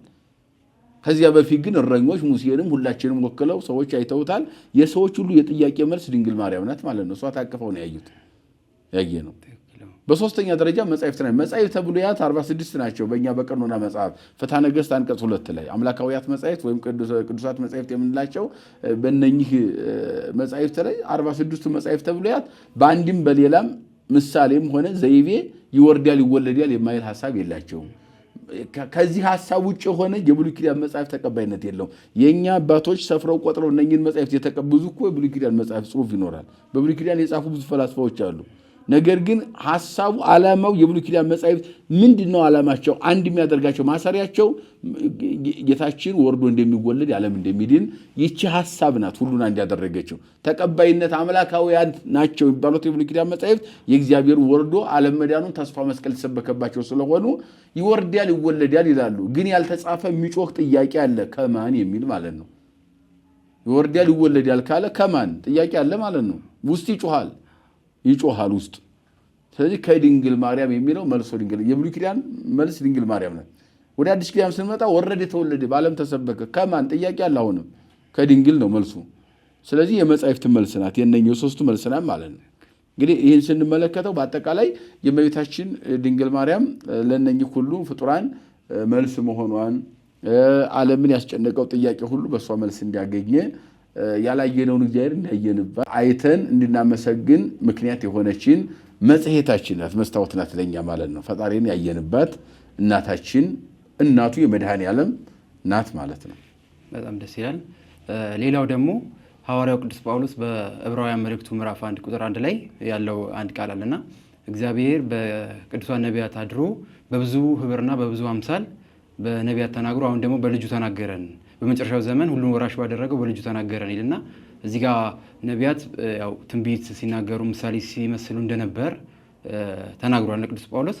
በብሉይ ኪዳን ስለ ቅድስት ድንግል ማርያም የሚናገሩ መጽሐፍት የትኞቹ ናቸው ወይም ምሳሌዎቹ ማለት ነው? አዎ በብዙ ህብረ ምሳሌ በብዙ ትንቢት ተናግሯል። ያው ሐዋርያውም እንደገለጠው ማለት ነው። አስቀድሞ በነቢያት ነው፣ በአባቶቻችን ማለት በነቢያት ነው። እና ነቢያት እንግዲህ ሁሉም ነቢያት ተናግረው ቅድም እንዳልነው አገላለጻቸው ሊለያይ ይችላል። የዘመን ጋፕም አለ። እና ለምሳሌ እነ ሙሴን ስንመለከት እነ ሙሴ ሐመልማልና ነበልባል ተዋህዶ በኦሪት ዘጸአት ምዕራፍ 3 ላይ ሙሴ ያየ ይላል። ሐመልማሉ ቅጠል ነው፣ ድንግል ማርያም ናት። ነበልባሉ ክርስቶስ ነው። ሐመልማሉ ቅጠሉ እሳቱ ከእሳቱ እና ቅጠሉ ተዋህዶ እሳቱ ቅጠሉን አያቃጥለውም፣ እንደገና ቅጠሉም ደግሞ እሳቱን አያጠፋውም። ሳይጠፋፉ ተዋሂደው ለሙሴ ተገልጸውለታል። ሙሴ እንደውም ለመቅረብ ፈራ ይላል። እግዚአብሔር ግን አይዞህ ቅረብ አለው፣ አያቃጥልህም አለ ይላል። ያ ነገረ ተዋሂዶ ነው። ሐመልማል ድንግል ማርያም፣ ነበልባል መለኮት ነው። ሐመልማል ያው የእመቤታችን ባህሪ ሰብ፣ እንደገና ነበልባል ደግሞ ባህሪ መለኮት ነው ማለት ነው። ተዋህዶ ማየት ደግሞ ያ እሳቱ ቅጠሉ እንዲያላቃጠለው ባህሪ መለኮት በማይጸነ ማርያም ሲያድር እሷን አለማቃጠሉ ወያው እሳተ መለኮት የምንለው ይሄን ነው። ባህሪ መለኮቱ አላቃጠላትም ከሷ ጋር ተዋህዶ ሲወለድ ማለት ነው። እና ሙሴ በዚያ መንገድ አይቷል ማለት ነው። ሌሎችም ሙሴ የተናገራቸው ነገሮች አሉ። ጌታችን እንደሚወለድ ወደዚህ ሊመጣ ከይሁዳ ነገድም እንደሚወለድ በኦሪት ዘፍጥረት ምዕራፍ 49 ላይ ተናግሯል። ሀሎ ንጉሥ ዘይወፅእ እምኔከ ብሎታል ይሁዳን ያዕቆብ። እነሆ ከአንተ የሚወጣ ንጉሥ አለ ዘይሐጽብ በወይን ልብሶ፣ በወይን ልብሱን ያጥባል ማለትም በደሙ ምእመናንን የሚያነጻ የሚቀድስ ንጉሥ የተባለው ክርስቶስ ነው። ከድንግል ተወልዶ ከድንግል በነሳው ስጋና ደም ነው ዓለም ሜዳ ነው ማለት ነው። ስለዚህ በዚያ በደሙ እኛን ነፃ ያወጣን ክርስቶስ መሆኑን በዚህ ክብረ ምሳሌ ሙሴ ተናግሯል። በጣም ሰፊ አለ የሙሴ ታሪክ። የነ ያዕቆብ መሰላል ሁሉ በሙሴ ላይ የተጻፈው ያ ሁሉ ማለት ነው። ያው መሰላሏ ድንግል ማርያም ናት። ዙፋኑ ማኅፀኗ ነው። በዙፋን ላይ የተቀመጠው ንጉሥ ክርስቶስ ነው። መላእክት ሲወጡ ሲወርዱ ማየትም ደግሞ አምላክ ሰው ሆነ፣ ሰው አምላክ ሆነ ማለት ነው። መሰላል ደግሞ በመሰላል ከላይ ያለውን ወደታች ያወርዱበታል፣ ከታች ያለውን ወደ ላይ እንደሚያወጡበት ከላይ ለመለኮት መውረድ ከታች ለስጋ ማድረግ ምክንያት ድንግል ማርያም ነው መሰላሏ ብለው በአንድምታ ይተነትኑታል። ይሄ ሊቃውንት በሰፊ ትርጓሜ ያለው እዚያ በላይ እንደው ከሰዓት አንጻር ለመሄድ ነው እንጂ እና ስለዚህ ይሄ የነቢያት የኦሪታውያኑ ነው። ወደ ነቢያቱም ስናመጣው ኢሳይያስ እነሆ ምልክቱ ድንግል ትጸንሳለች፣ ወንድ ልጅ ትወልዳለች፣ ስሙ አማኑኤል። በግልጽ ቋንቋ አማኑኤል አለው። በግልጽ ቋንቋ ድንግል አለ፣ በግብሯ ገለጣት። ማርያም ማለት አይጠበቅበትም። ከማርያም አልፎ በግብሯ ነው የገለጣት። ድንግል ናት አማኑኤል የምትወልደው ነው። ያ ማለት 700 ዓመት እኮ ይቀራል። አሁን ሙሴ ያንን ሲናገር ክርስቶስ ለመወለድ 1500 ዓመት ይቀራል ክርስቶስ ሊወለድ ማለት ነው። ሙሴ ግን ይህንን ቀጥታ 1500 ዓመትን ሰንጥቆ ነው ክርስቶስን ያየው ማለት ነው። ድንግልን ያያት ሐመልማልና ነበልባል ያን ያየው። እንደገና በአንጻሩ ደግሞ 700 ዓመትን ሰንጥቆ ኢሳይያስ ያየ ክርስቶስ ሊወለድ ድንግል ማርያም ልትወለድ ሐናና ኢያቄም ሊገኙ 700 ዓመት ይቀራል። በኢሳይያስና በሐናና ኢያቄም መካከል ባልተፈጠረች በሐና ማህፀን በሌለ ማህፀን ውስጥ ባልተፈጠረ በሌለ የኢያቄም አብራክ በዚያ ውስጥ ያልተወለደች ድንግልን አያት። ባልተወለደች ድንግል ውስጥ ደግሞ አማኑኤልን አየው። በጣም እኮ ይሄን የሚደንቀው ያ ነው። እኛ አባቶቻችን አሁን ነቢያት ስንል በጣም ደስ ብሎን አይምሯችን ረክቶ መግለጽ እስኪያቅተን ድረስ ክብራቸውን የምንናገረው ለዚህ ነው። እውነቱን ለመናገር ማን አለ 700 ዓመት ሰንጥቆ አይደለም 700 ዓመት ነቢይ ነኝ ምናምን የሚለው ዓለም አሁን ብንመለከተው ከዚህ አዳራሽ ተቀምጦ አዳራሽ ውጭ ምን አለ ብትለው የሚያየው ምንም የለም። ፍጥጥ ነው የሚያየው። እንኳን አዳራሽ ላይ ያለው ቤት ውስጥ ተቀምጦ ከጀርባው ያለውን ቁስ አካል እንኳን ማወቅ አይችልም። አሁን ያለው በእነኛ ስም ለመጠራት በጣም አያስደፍርም። እውነቱን ለመናገር የእኛ ነቢያት እነማን ናቸው? እንዴት ተቀበልናቸው? ክብራቸውንስ በዚህ ልክ ለምን ይሰበካል? ለምን ይነገራል? ለሚለን ሰው 700 ዓመትን ሰንጥቆ ድንግልን አየ። ምን ድንግል ብቻ አማኑኤልን አየው። እናት አባቱ አያቶቹ ሐናና ኢያቄም የክርስቶስ አያቶች ናቸው። ድንግል ማርያም እናቱ ናት። እነኚህ ሁሉ በሌሉበት አማኑኤል አለ። ለዚህም ነው ደረቅ አዲስ ኪዳን ይሉታል። የኢሳይያስን መጽሐፍ ወንጌላዊ ነቢይ ይሉታል። ኢየሱስ ብሎ ሉቃስ እንደገና አማኑኤል በነቢይ እንደተባለው ወይም ኢየሱስ መልአክ እንደተናገረው ብሎ በማቴዎስ ምዕራፍ 1 ቁጥር 21 ላይ እንደተጠቀሰው ኢየሱስ ብሎ አማኑኤል ብለው ክርስቶስ ብሎ ሐዋርያት እንደጻፉ አማኑኤል ብሎ መጀመሪያ የጻፈ እነሱ ተወልዶ አይተው ነው የጻፉት። እሱ ግን ሳያይ አማኑኤል ብሎ በእርግጠኝነት ተናገረ። ያ የተናገረው ከ700 ዓመት በኋላ እውን ሆኖ ተገለጠ። ማን? አማኑኤል። ከማን? ከድንግል ከምልክታችን ከድንግል ተወለደ። ስለዚህ ነቢያት አባቶቻችን እዝራ የተባለው ነቢይም አንበሳ ወፃም ገዳም ውትኬ ወልደ ዋህድ አንበሳው ከምድረ በዳ ከገዳም ሲወጣ አየሁት እሱም ወልደ ዋህድ ነው አለው። ተቀዳሚ ተከታይ የሌለው ነው ክርስቶስን ነው አንበሳ አለው። አዎ አንበሳ ገና ሲጮህ እንስሳት ሁሉ ይፈራሉ፣ ይንቀጠቀጣሉ፣ ያስጨንቃል። እርሱም ደግሞ ሰማይም ምድርም ፍጥረታትን ሁሉ የሚገዛ የሁሉ ገዥ መሆኑ አንበሳ የአራዊት ገዥ ነው፣ የአራዊት ሁሉ ገዥ ነው። ይፈሩታል ያከብሩታል እርሱም የፍጥረታት ሁሉ ገዥ መሪ አስተዳዳሪ ነውና መጋቢ ነውና ብለው አንበሳ ብለውታል። ገዳም የተባለ ድንግል ማርያም ናት። ገዳም ለምን አላት ከተባለ በገዳም እህል ተክል አይገኝም። በገዳም ኃጢአት የተለያየ ነገር አይሰራበትም። ንጹህ ነው ገዳም ከሁሉ ርኩሰት ንጽሕት የሆነች ማለት ነው። ገዳም ሲባል ንጽህናዋን ቅድስናዋን በዚህ ልክ ይገልጿል ገዳም ብለው ማለት ነው። በገዳም ምንም የሚሰራ ኃጢአት እንደሌለ ከኃጢአት ንጹህ እንደሆነ ገዳም የተከበረ እንደሆነ ንጽሕት ዘር ሆና ለአምላክነት ተዘጋጅታ የተፈጠረች ያለች የምትኖር ንጽሕት ዘር ማለት ነው። ያ ሲተረጎም ራሱ ገዳም ሲተረጎም የዘር ሐሳብ እንደዚያ ነው። ሌላው የነ ዳንኤል ጉድጓድ ነው ተብላለች። የነ ዕንባቆም ተራራ ፋራን የተባለ ተራራ ፋራን ማለት ኃያላን ማለት ነው። ኃያላን ሥላሴ ናቸው። ከሥላሴ ከሦስቱ አካል የአንዱ አካል የወልድ ማደሪያ እመቤታችን መሆኗን ነው ብለው ሊቃውንት አባቶቻችን ነቢያቱን በአጠቃላይ የተናገሩትን ህብረ ምሳሌም ትንቢትም በደንብ ገልጸው ያስተምራሉ ማለት ነው። እና በነቢያት እመቤታችን በዚህ መንገድ እየተሰበከች የመጣች መጨረሻ ላይ ትንቢተ ነቢያት ሲጠናቀቅ በቅዱስ ገብርኤል ስብከት ደግሞ በምስራች በደስታ እንዲነግራት ከእግዚአብሔር ተልኮ በቅዱስ ገብርኤል ትንቢተ ነቢያት ተደመደመና ያቺ በትንቢት ስትታይ የነበረችው ቃል ኪዳን ሁና በስድስቱም አበው ኪዳን ሁና ስትነገር የነበረችው ድንግል እውን ሆነችና ከሐናና ከኢያቄም ተወልዳ በቤተልሔም ከተማ ወይም በናዝሬት ገሊላ ከተማ በኦሪቷ ቤተ መቅደስ ሐርና ወርቅ እየፈተለች በ15 ዓመቷ ቅዱስ ገብርኤል ተልኮላት መጣ። ትልቁን የምስራች ይዞ ድነት ዓለምን ማለት ነው። እስከዚህ አዲስ ኪዳን እንግዲህ እዚህ ብሉይ ኪዳን እስከዚህ ድረስ በጣም ደስ የሚል ነው። እዚህ ላይ አንድ ቅዱስ ያዕቆብ ዘስሩግ የሚባል የቤተክርስቲያናችን አባት አለና በሱርስት የጻፈው መጽሐፍ አለ። አሁን ወደ እንግሊዝኛ ተተርጉሞ ኦን ዘ ማዘር ኦፍ ጋድ ይላል።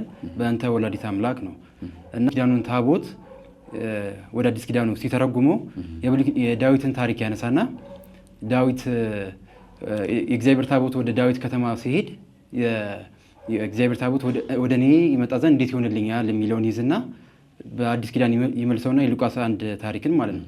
ቅድስት ድንግል ማርያም እመቤታችን ወደ ኤልሳቤጥ ሄዳ ስትሳለማት የጌታዬ እናት ወደ እኔ ትመጣ ዘንድ እንዴት ይሆንልኛል የሚለውን ያገናኘዋል።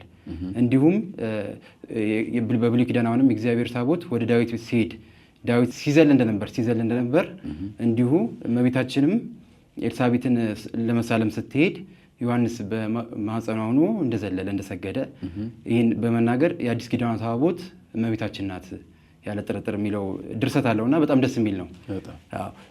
ከዚህ በመቀጠል ደግሞ ቅዱስ ገብርኤል ወደ እመቤታችን መጥቶ ጸጋን የተሞላሽ ወይ ደስ ይበልሽ የሚላት ነገር አለ። ከዛ በፊት ጸጋ በሌለበት ዘመን አልነበረም እንግዲህ እና ጸጋ መሙላት ራሱ ምን ማለት ነው? ጥሩ እንደው በዚህ ላይ እውነቱን ለመናገር እስኪ ወንጌሉን እንየው። በጣም ለሁሉም መልስ ስለሚሰጥ አሁን ያልናቸውን ሁሉ እነኚህ ምስራቃውያን የምንበላቸው ምዕራባውያን የምንበላቸው የአንጾኪያ ሊቃውንት የምንበላቸው የእስክንድርያ ሊቃውንት የምንበላቸው የጉባኤ መምህራን ናቸው። የመጀመሪያው የአንጾኪያ ጉባኤ ቤት ነው። ሁለተኛው ጉባኤ እስክንድርያ ጉባኤ ቤት ነው። በዓለም አቀፍ የመጀመሪያው ጉባኤ የሚባሉት እንግዲህ በተለይ የአንጾኪያ ጉባኤ ቤት ይታወቃል በምጥቀት ርቀት የስፋ አይምሮ ማለት የአይምሮ ምጥቀት ምሁራን የሚወጡት አንጾኪያ ነው ከእስክንድርያ ይልቅ። ደው በእስክንድርያ መካከል ቄርሎስ በነገረ ተዋህዶ ላይ ይራቀቃል። ብዙ ተርጉሟል፣ ብዙ አስተምሯል፣ ብዙ ገስጿል፣ ብዙ መናፍቃንን ተከራክሯልም አፍ ዘግቷል። እና ግን የአንጾኪያ መምህራን ደግሞ መቼስ ከአንዱ ያው ጸጋ እግዚአብሔር የራሱ በከመይደሉ ይበቆ ነው። መጠንና ልክ አለው። አይምሮ በሚሸከም ልክ ለሁሉም ጸጋ እግዚአብሔር ይሰጣልና በዚያ መንገድ ምንጫቸው አሁን የምንላቸው ስለ ወላዲተ አምላክ ስለ ድንግል ማርያም ክብር እያንዳንዱ መነሻቸው ሉቃስ ወንጌል ምዕራፍ 1 ቁጥር 26 ጀምሮ ያለው ከዚህ ውጭ እንዲያልነው ነው። ማንኛውም ምዕራባዊ ምስራቃዊ የአንጾኪያም ብንለው የእስክንድርያም ብንለው ከዚህ ውጭ የለም። እዚህ ውጭ ሊሆን አይችልም። ስፋ አይምሮ ተሰጥቷቸዋል፣ አስፍተዋል፣ አምልተው አስፍተው ጽፈዋል፣ ተናግረዋል። ትክክል ነው። ግን አርስታቸው ምንድነው ከተባለ ወይም ርዕሳቸው መነሻቸው ምንድነው ከተባለ ወንጌል ነው። ያ ወንጌል ማን ነው? ሉቃስ በምዕራፍ 1 ላይ ጽፏል ከቁጥር 26 ጀምሮ። ያ ወንጌል ማን ነው? ማቴዎስ ጽፏል በምዕራፍ 1 ላይ ከቁጥር 21 ጀምሮ እስከ መጨረሻ ያለው። በነገራችን ላይ በጣም በደንብ ትርጓሜ የሚያሻው አሁን ባለው ትርጓሜ ደረጃም በቂ ያልሆነ ከዚህ በላይ ሊተረጎም የሚገባው የሐዲስ ኪዳን መጽሐፍ ብዙ ነው። በጣም ሰፊ የሆነ ትርጓሜ የሚያሻው ማለት ነው። ለምሳሌ ያህል እዚህ ላይ ምን ይላል? ወበሳዲስ ወር ተፈነወ ገብርኤል መልአክ ማህበ እግዚአብሔር ሀባቲ ሀገር ዘገሊላ እንተ ስማ ናዝሬት ነው የሚለው። በስድስተኛው ወር ቅዱስ ገብርኤል ከእግዚአብሔር ዘንድ ወደ አንዲት ሀገር ናዝሬት ገሊላ ወደ አንዲት ድንግል ተላከ ነው የሚለው። በስድስተኛው ወር ሲተረጎም ወደ ኋላ ያመጣዋል። ከቁጥር 5 ጀምሮ ሉቃስ 1 ላይ ዘካርያስን ኤልሳቤጥ ልትወልድልሃለች ብሎ ባበሰረው ዮሐንስ በተጸነሰ በስድስተኛው ወር ማለት ነው። ይሄን ቃል ለዘካርያስ ያበሰረው በቤተክርስቲያኗ ቀመር ወይም አስተምሮ መሰረት ወደ ስንክሳሩ ስንወስደው በድጓውም ላይ ሊቃውንት አባቶቻችን እንዲያስቀመጡት መስከረም 26 ነው ዘካርያስን ያበሰረው። ስለዚህ ምድረክሌ መዋል ጸንሰት ኤልሳቤጥ ብሲቱ ነው የሚለው። ከሁለት ቀን በኋላ ጸነሰ ይችላል። ጥቅምት ብለን ይዘን ያዘው። ስለ ክብረ ዕጣን ከሁለት ቀን በኋላ ተራክቦ ያደርጋልና ከዚያ በኋላ ጸነሰች ነው የሚለው። ጥቅምት ላይ ስንይዘው እስከ መጋቢት ስንቆጥረው 6 ወር ነው የሚሆነው። በስድስተኛው ወር ማለት ለጥቅምት መግቢያ ላይ መስከረም መጨረሻ ላይ ለዘካርያስ በነገረው ዮሐንስ ጸነሳ ብሎ ዮሐንስ በተጸነሰ በስድስተኛው ወር ደግሞ ተጸንሻለች ለማለት ናዝሬት ገሊላ ተልኮ ገብርኤል ሄደ ነው። ስድስተኛው ወር የሚለው ይሄንን ነው። ምክንያቱም ሲጸነስም ሲወለድም ወንጌል በመስበክም 6 ወር ዮሐንስ ክርስቶስን ይቀድመዋል፣ በስጋ ይበልጠዋል ክርስቶስን እና ስለዚህ በዚህ መንገድ 6 ወር የተባለ ከእግዚአብሔር ወደ ናዝሬት ገሊላ ነው የተላከው። ገሊላ ሀገሩ ነው፣ ናዝሬት ከተማው ነው። ያው ቤተ መቅደስ በዚያ ውስጥ ያለ ነው። የኦሪታዊ ታሪካ ነው። ሊመደራሲው ያለው በኦሪት ቤተ መቅደስ ውስጥ አርደሮች ስትፈትል ነው። ያው የብጻት ልጅ እንደሆነች ስለዚህ ይታወቃል። 3 ዓመት በእናት በአባቷ ኑራ ከዚያ ወደ ቤተ መቅደስ ወስደው ሰጥተዋል። ካህናት ጋር አይደለም ከመላእክት ጋር እየተጫወቱ እያረጋጓት መላእክት እየተላላቋት 12 ዓመት በቤተ መቅደስ ኑራለች። 15 ዓመት ሞላም ማለት በ15 ዓመቷ አርና ወርቅ ስትፈትል በቤተ መቅደሱ ትንቢተ ነቢያትን እያነበበች ገብርኤል ከሰማይ ተልኮ መጣ። እንደውም ከዚህ ላይ ለምን ገብርኤል ተመረጠ? ሌላ መልአክ ለምን አልመጣም? እንደውም ምግብ የሚያመላልስላት የመጀመሪያው ምግብ የሰጣት ፋኑኤል ነው። እዚያ በኋላም ሌሎችም መላእክት ያረጋጓን ነበረ። ገብርኤል ለዚህ ሚስጥር፣ ለዚህ ድንቅ ሚስጥር፣ ለዚህ የምስራች ብቻውን ለምን ተመረጠ ቢሉ ዓለመ መላእክት በታወቀ ጊዜ በስነ ፍጥረት ዓለመ መላእክት ሲያረጋጋ በእንተዚህ ደለወ ከመይጽሩ ዜና ሐለ ወላዲቱ ስለዚህም ነገር ዓለመ ሰብንም በኋላ ታረጋጋለህ ብሎ እግዚአብሔር ቃል ገብቶልን ነበርና በዚያ ቃል መሰረት ነው ገብርኤል የመጣው እንጂ ፋኑኤል በዚያው መጨረስ ይችል ነበር። ራጉኤልም ይችላል። አስቀድሞ የተሰጠው የገብርኤል ጸጋ ነው። ጸጋ ከሚባለው መካከል አንዱ ይማል። ስለዚህ ቅዱስ ገብርኤል ነው ተልኮ የመጣው ማለት ነው። ወደ አንዲት ሀገር ናዝሬት የምትባል በገሊላ ያለች ከተማ ናዝሬት ያለች ቤተ መቅደስ ማለት ነው። ብዙ ገሊላ አለና እንተ ስማ ናዝሬት አለ። በናዝሬት ይለየዋል ማለት ነው።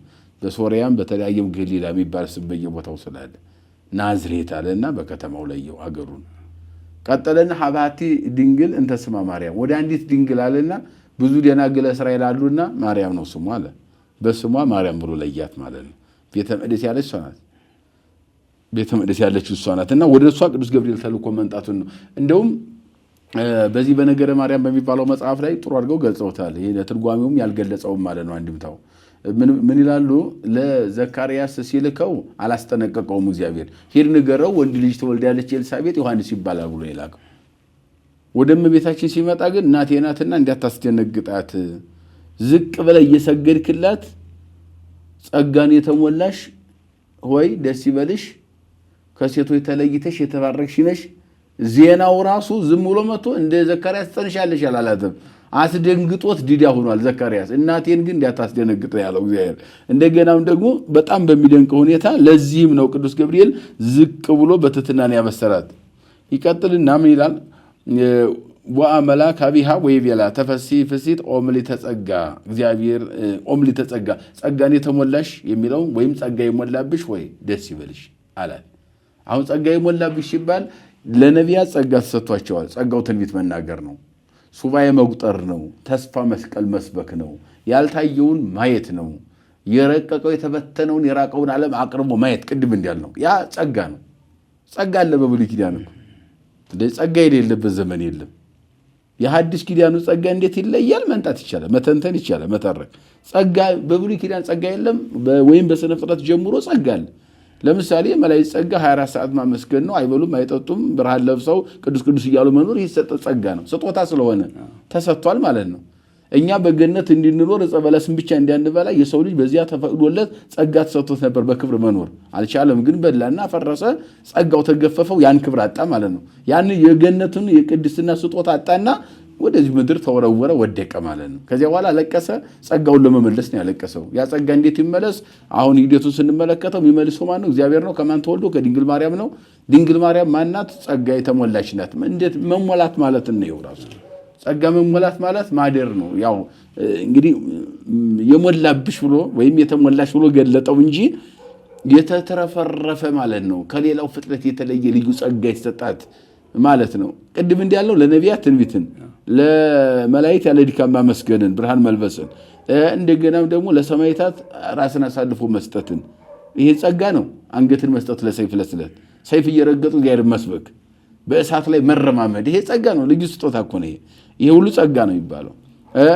ለሐዋርያት ደግሞ መስበክን መከራ መቀበልን መታሰር ግርፋትን ሁሉ ለክርስቲያን ለእያንዳንዱ እግዚአብሔር ጸጋ ሰጥቷል ጸጋ አለው ድንግል ማርያም ግን ትለያለች ከሁሉ የተሞላች ናት የተሞላ ማለት ምን ማለት ነው ለሷ ያልተሰጠ ጸጋ የለም ምክንያቱም ይህን ስንል ምን ማለት ነው ነብይና ሐዋርያና ሰማዕታትና እንደዚህ አይነት ዝም ብሎ ጉንጭ አልፋ ክርክር አያስፈልገውም ሁሉ ተሰጥቷታል ስንል የጸጋ ሁሉ ባለቤት አደረባን ነው ይያልን ያለን እሱን ከተሸከመች እሱን ከወለደች ሌላ ምን ጸጋ ቀረ ምን የቀረ ጸጋ አለ ምን ያልተሰጠ ስጦታ አለ እስኪ ለድንግል ማርያም ያልተሰጠ መላእክት አልወለዱት ክርስቶስን ይሄ ጸጋ አልተሰጣቸውም ክርስቶስን መውለድ ወይም ወልዶ ማጥባት የቻለ ፍጡር የለም ለሌሎችም ደግሞ ለሰው ልጆች ለማንም አልተሰጠም ነቢያት ወልደው ማጥባት አልቻሉ ወይም ክርስቶስን ማሳደግ አልቻሉ አምላካቸውን ለማንም ያልተሰጠ ሁሉም የጸጋ ሁሉ ባለቤት ራሱ የራሱ አደረጋት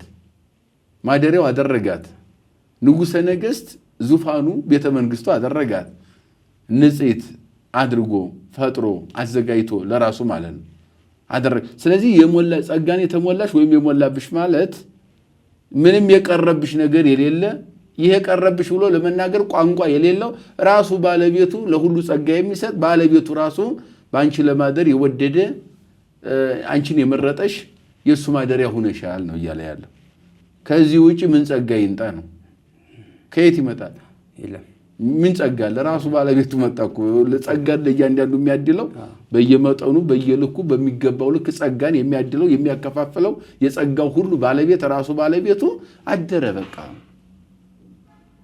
ነፍስሽን ነፍስ ስጋሽን ስጋ አድርጎ አንቺ ጋር ከነፍስሽ ነፍስ ከስጋሽ ስጋ ነስቶ አንቺ ያድራል አላት ይሄ ነው ጸጋ የሚባለው ይሄ ነው ሞላብሽ ማለት ያ ነው እንጂ እንደ ውሃን ማሰሮ ውስጥ እንደምንሞላው ማዲጋ ውስጥ እንደምንሞላው እንደዚህ አይደለም ወደፊትም እንመጣለን በኤልሳቤጥ ላይ መንፈስ ቅዱስ ሞላባት ሲል አደረባት ማለት ነው ምን እንድታደርግ የድንግል ማርያምን ክብር እንድታውቅ እንድትረዳ ያደረጋል አዎ እሷ የጸጋ ሁሉ ባለቤት አምላክ ያደረባት ጸጋ የተሞላች ሁሉ የራሱ የሆነ ዚያር ያደረባት መሆኗን ይህን ተረዳች ማለት ነው አወቀች ማለት ነው ሞላባት ማለት አደረባት በቃ ይሄን እንድታውቅ ይሄን ረቂቁን ሚስጥር እንድታውቅ አደረጋት የሚል ወደፊት ይመጣና ይቀጥልና መላኩም ቡሩክታ አንቲ ማንስት የሚለው ነው ሁለተኛው ደግሞ ቀጥታ መጥቶ ትጸንሻለሽ አላላትም እንዲያታስደነግጣት እናቴ ናት ትጸንሰልሃለሽ ወልድ ትወልድልሃለች አለው ለዮሐንስ ግን እሱ ተጠራጠረ ለኤልሳቤጥ እንደምትወልድ ሲነግረው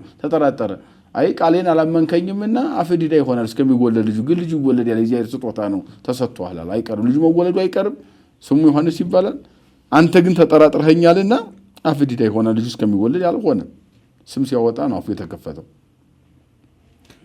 እና ቡሩክታ አንቲ የሚለው ከሴቶች ተለይተሽ የሚለው ሁለተኛው የክብር እንትን ነው ስብከት ነው የክብር የምስራች አሁን ስለራሷ የምስራች ይሰጣትን ክብር ነው እየነገረ ያለው ከማን ከእግዚአብሔር የተሰጣ ክብር ነው ይሄን ክብር ፍጡር ሊሸራርፈው አይችልም ከእግዚአብሔር የተሰጠ ክብር ነው ከእግዚአብሔር የተሰጠ ክብር በዚህ ላይ መዳዳት አያስፈልግም ወይ ማስተባበያ መስጠትም አይቻልም እሱ ድንቁርና ነው ሊሆን የሚችለው በዚህ ላይ መፈላሰፋለሁ እንዲያደርጋለሁ ዝቅ አደርገዋለሁ ከፍ አደርገዋለሁ አይቻልም ከመላክ አይበልጥም እኛ ስብከታችን የመላክ ስብከት ነው የመጀመሪያው የምድር ሰባኪ በዓለም መላእክትም በዓለም ሰብም የመጀመሪያው ሰባኪ ቅዱስ ገብርኤል ነው ለዚህ እኛ ቤተክርስቲያን ይህንን ስብከት ይዘው አሁን የገብርኤል ስብከት ስለ ድንግል ማርያም ክብር የምንናገረው በገብርኤል ልክ ነው ከገብርኤል በላይ እንሆን ብንልም አንችልም ይሄው በዚህ ልክ ነው የሰበካት ይቀጥልና ከሴቶች ተለይተሽ የተባረክሽ ነሽ። መባረክ የሚለው ትርጓሜው ላይ መርገመ ሥጋ መርገመ ነፍስ የሌለብሽ በረከተ ሥጋ በረከተ ነፍስን የምታሰጪ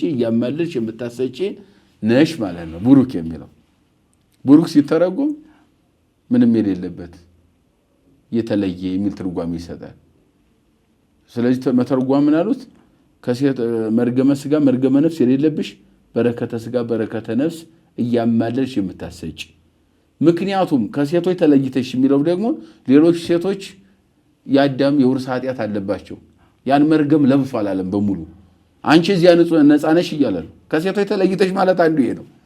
የተለየሽ ናት እመቤታችን። ለምን? መንፈስ ቅዱስ አቀባም ከርሰማ ሊቃውንት ብለውታል በሃይማኖት አበው ተደጋጋሚ። መንፈስ ቅዱስ ከእናቷ ማኅፀን ጠበቃት ይላል። እንደገናም ደግሞ እንደው ዘእንበለ ይትፈጠር ሰማይ ወምድር ወዘእንበለ ትሳረር ምድረ ገነት ቅዱስ ያሬድ ሰማይና ምድር ሳይፈጠር የምድር ገነትም ሳትመሰረት ሀለወት ቅድስት ወብጽዕት ወንጽሕት ይእቲ ማርያም ንጽሕትና ቅድስት የነበረች ማርያም ነበረች ይላል በኅዳር ጽዮን ድጓው ላይ ማለት ነው። እንደገና አሁንም መልሶ ደግሞ በነሐሴ 16 ድጓው ላይ ደግሞ ማርያም ሰተሐቱ ውስተ ከርሱ ለአዳም ከመ ባሕሪ ጻዕዳ ማርያምስ በአዳም ገላ እንደ ዕንቁ ታበራ ነበር ይላል። ይሄ ሁሉ ንጽህናዋን የሚነግረን ቅድስናዋን መንፈስ ቅዱስ እንዴት አድርጎ አንጽቶ ለራሱ ማደሪያ እንዲያስቀመጣት እንዲያዘጋጃት ማለት ነው። እና ይሄን ቡሩክት ነሽ ማለት የተለየሽ ነሽ። በምን ትለያለች? እንደ ሌሎች ሴቶች መርገም የለባትም፣ የውርስ ኃጢአትም የለባትም። እንደውም በረከተ ሥጋ በረከተ ነፍስን እያማለደች የምታሰጥ ነው። ወሪያ ደንገጸትም ቃሉ ወሐለየት ወትቤ እፎኑ ከመዙ አምሃም እንዲህ አይነት የምስራች እንዲህ አይነት ሰላምታ ለኔ እንዴት ይሆናል ብላ እመቤታችንም አሰበችና ተናገረች። ከቃሉም የተነሳ ከቅዱስ ገብርኤል ስብከት የተነሳ ደነገጠች። ወይ ቤላ መልአኩም መለሰላት ይትፍሪ ማርያም ስመረካዊኪ ሞገስ በእግዚአብሔር ማርያም ሆይ በእግዚአብሔር ዘንድ ባለሟልነትን አግኝተሻልና አትፍሪ አለ። ባለሟልነት ማለት ከዚህ ሁሉ አንጽቶ ቀድሶ አዘጋጅቶሻል። ራሱ ባለሟልነት ያ ነው። የቅዱስ ገብርኤል ባለሟልነት እናቱን ሄዶ ካንቺ ወለዳለሁ ብለህ ንገራት ብሎ መላክ ይሄ ልዩ ባለሟልነት ነው። ፈኖ መላኮ ገብርኤል እንደው ገብርኤል የተባለ ብርሃናዊ ዘስሙ ገብርኤል በቅዳሴው ላይ ብርሃናዊ ማለት ባለሟል የሆነ ገብርኤልን ወደ እናቱ ላከው ነው የሚለው። እሱም መጥቶ መንፈስ ቅዱስ ይመጣል የልዑል ኃይል ይጋርድሻል ከሶስቱ ቅዱስ አንድ ቅዱስ አንቺን ይወለድ ያለ ያ ባለሟልነት እንደሆነ እመቤታችንም ደግሞ ባለሟል ሆነሻል ማለት ከሁሉ ነገር ለይቶ አክብሮ የራሱ እናት አድርጎሻል የራሱ ማደሪያው አድርጎሻል የሚለውን ቅዱስ ገብርኤል ነገራት። ወናሁ ጸንስ ይቀጠለ ወትወልድ ወልደ ወሰምዩ ስሙ ኢየሱስ ነው ጸንሻለሽ ወንድ ልጅ ትወልጃለሽ ስሙንም ኢየሱስ ትይዋለሽ አለ። በሉቃስ ላይ ወሰመየቶ ስሙ ኢየሱስ በከመ ሰመዮ መልአክም ቀድመ ተጽንሶ በከርሳ ይላል ሉቃስ ራፍ2 ላይ መልአኩ አስቀድሞ ኢየሱስ ትይዋለሽ ብሎ እንደነገራት በኋላ ከወለደችው በኋላ በሳምንተኛው ቀን ኢየሱስ ብላ ጠራችው ይላል። ኢየሱስ ብላ መልአኩ አስቀድሞ ሳይጸነስ እንደነገራት ያንን ስም ነው እመቤታችን ያወጣችው። ራሱ መልአኩ ቀድሞ የነገራት ኢየሱስ ትይዋለሽ ብሎ ውእቱ አብይ ወይሰመይ ወልደ እግዚአብሔር ልዑል እሱም የእግዚአብሔር ልጅ ይባላል።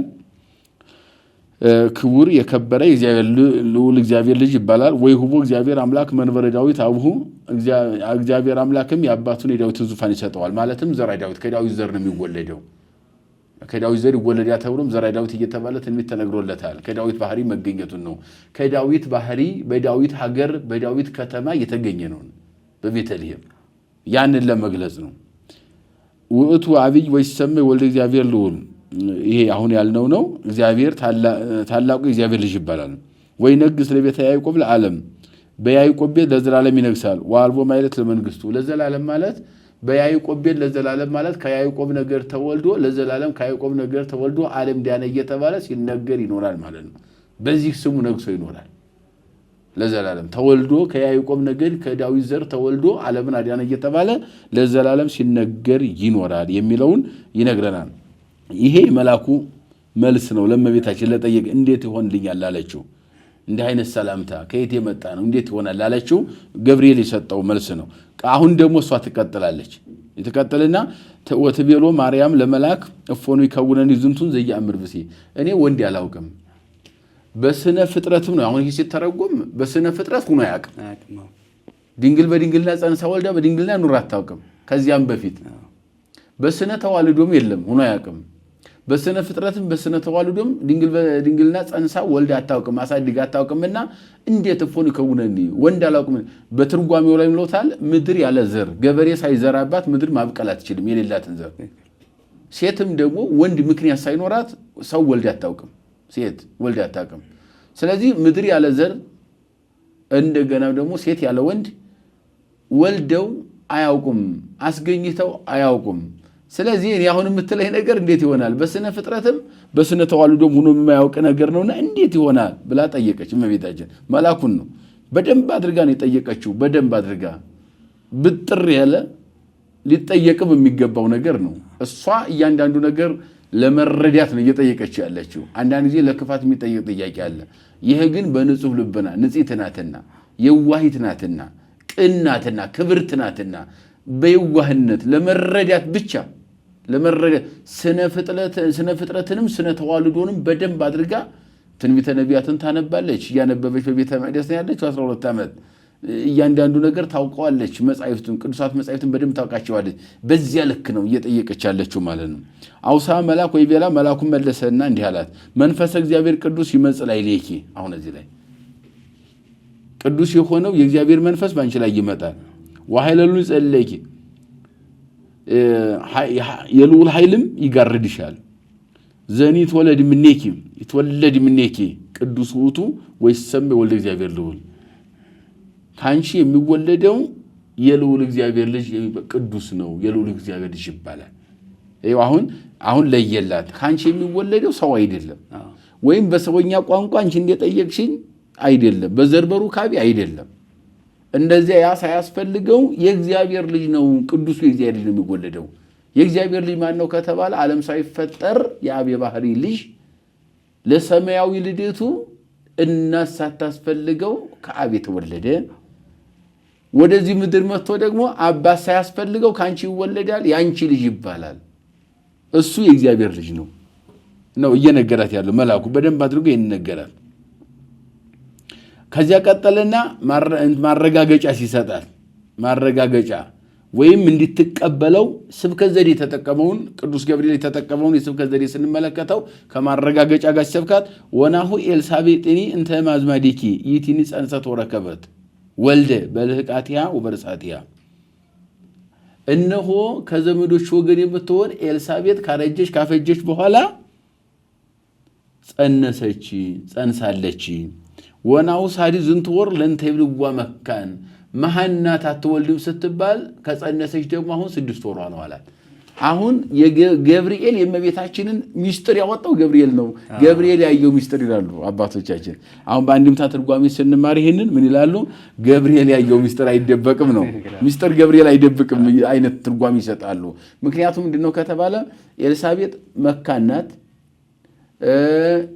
ልጤ ተርሷል ጉድጓዴ ተምሷል ሞት ነው የሚጠብቀው ብላ ተስፋ ቆርጣ ያለች ሴት ናት ኤልሳቤጥ ግን ለእግዚአብሔር የሚሳነው ነገር የለምና ኤልሳቤጥ በስተርጅናዋ እንድትጸንስ አደረገ በስተርጅና ስለጸነሰች ደግሞ እቺ ደግሞ ጸነስኩ ትላለች እንዴ ባለፈ እድሜዋ እንዳይላሰው እንዳይነቅፏት ደብቀው ነበር እስከምወልድ ድረስ ለማንም አልናገርም ብላ ኤልሳቤጥም ደብቀዋል ያንን ኤልሳቤጥ መጽነሷን የሚያውቁ አንደኛ ቅዱስ ገብርኤል አብሳሪ አንደኛ እግዚአብሔር ፈቃጁ ሁለተኛ ደግሞ አብሳሪው ሰባኪው ቅዱስ ገብርኤል ሶስተኛው ደግሞ የልጁ ባለቤት ማነው እሱ አባት ዘካርያስና ኤልሳቤጥ እነሱ ብቻ ናቸው አራቱ ናቸው የሚያውቁት ማን መጽነሷን ኤልሳቤጥ መጽነሷን የሚያውቁት እነኚህ ናቸው ከነኚህ ከአራቱ ውጪ ይሄ ሚስጥር ወጥቶ ያቀም ማን አወጣው ቅዱስ ገብርኤል ለማን አወጣው ለድንግል ማርያም ለምን አወጣው ስብከት ዘዴ ያደረገውና እሷ እንኳን ካረጀች ካፈጀች ተስፋ ከቆረጠች በኋላ የወተሳለች 6 ወር ነው አታርቆ ለበቤታችን ነገረ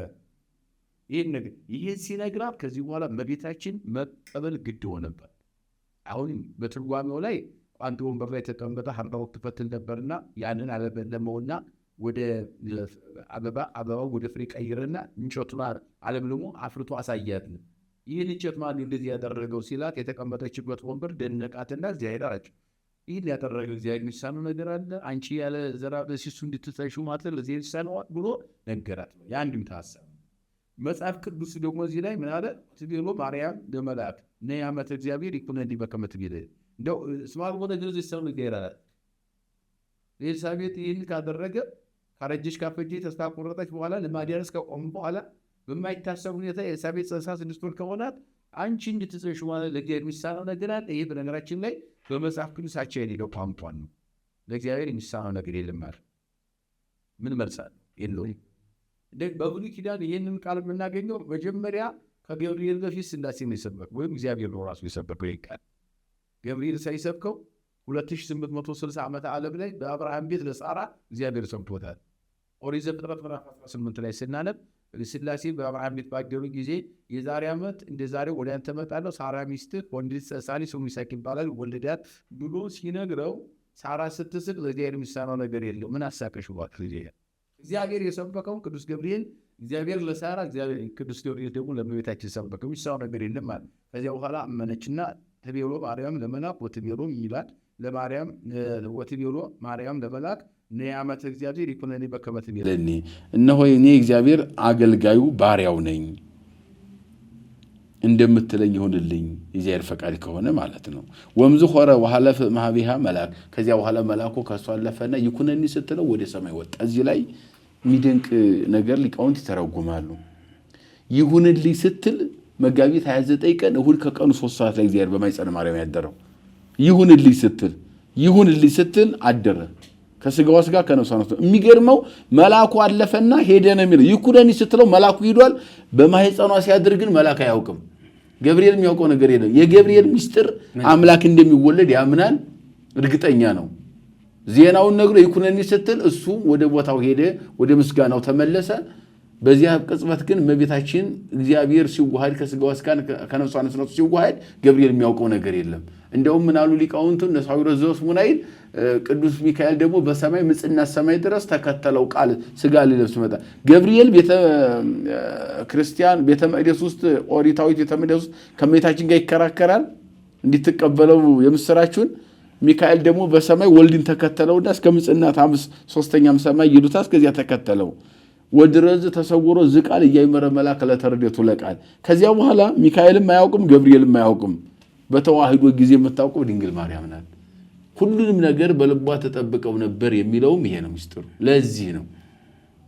ለዚህ ነው ሚካኤልም ገብርኤልም ነገደ መላእክትም ነገደ ሰብም ነቢያትም ሐዋርያትም የማያውቁት እግዚአብሔርና እሷ ብቻ የሚያውቁት ሰፊ ምስጢር በድንግል ማርያም ሕሊና ውስጥ አለ።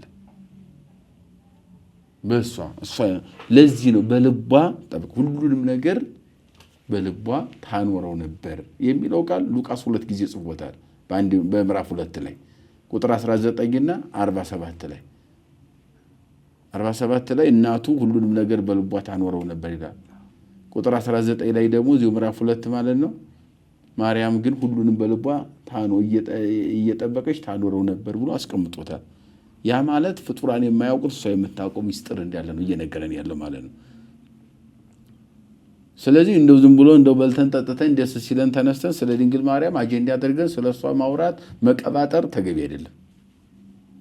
ማነው ሚካኤል ገብርኤል የማያውቀው ምስጢር እሷ የምታውቀው በልቧ ተጠብቀው ነበር ካለ በልክና በመጠን አቅምን አውቆ መኖር ከኛ ይጠበቃል ማለት ነው።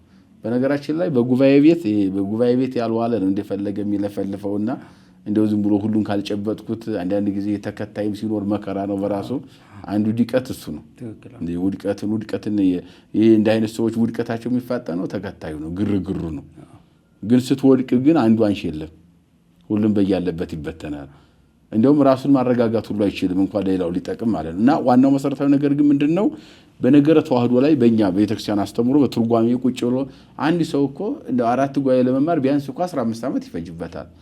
እንደገና አዲስ ኪዳን እንኳን ለመማር እኮ 5 ዓመት ይፈጅበታል።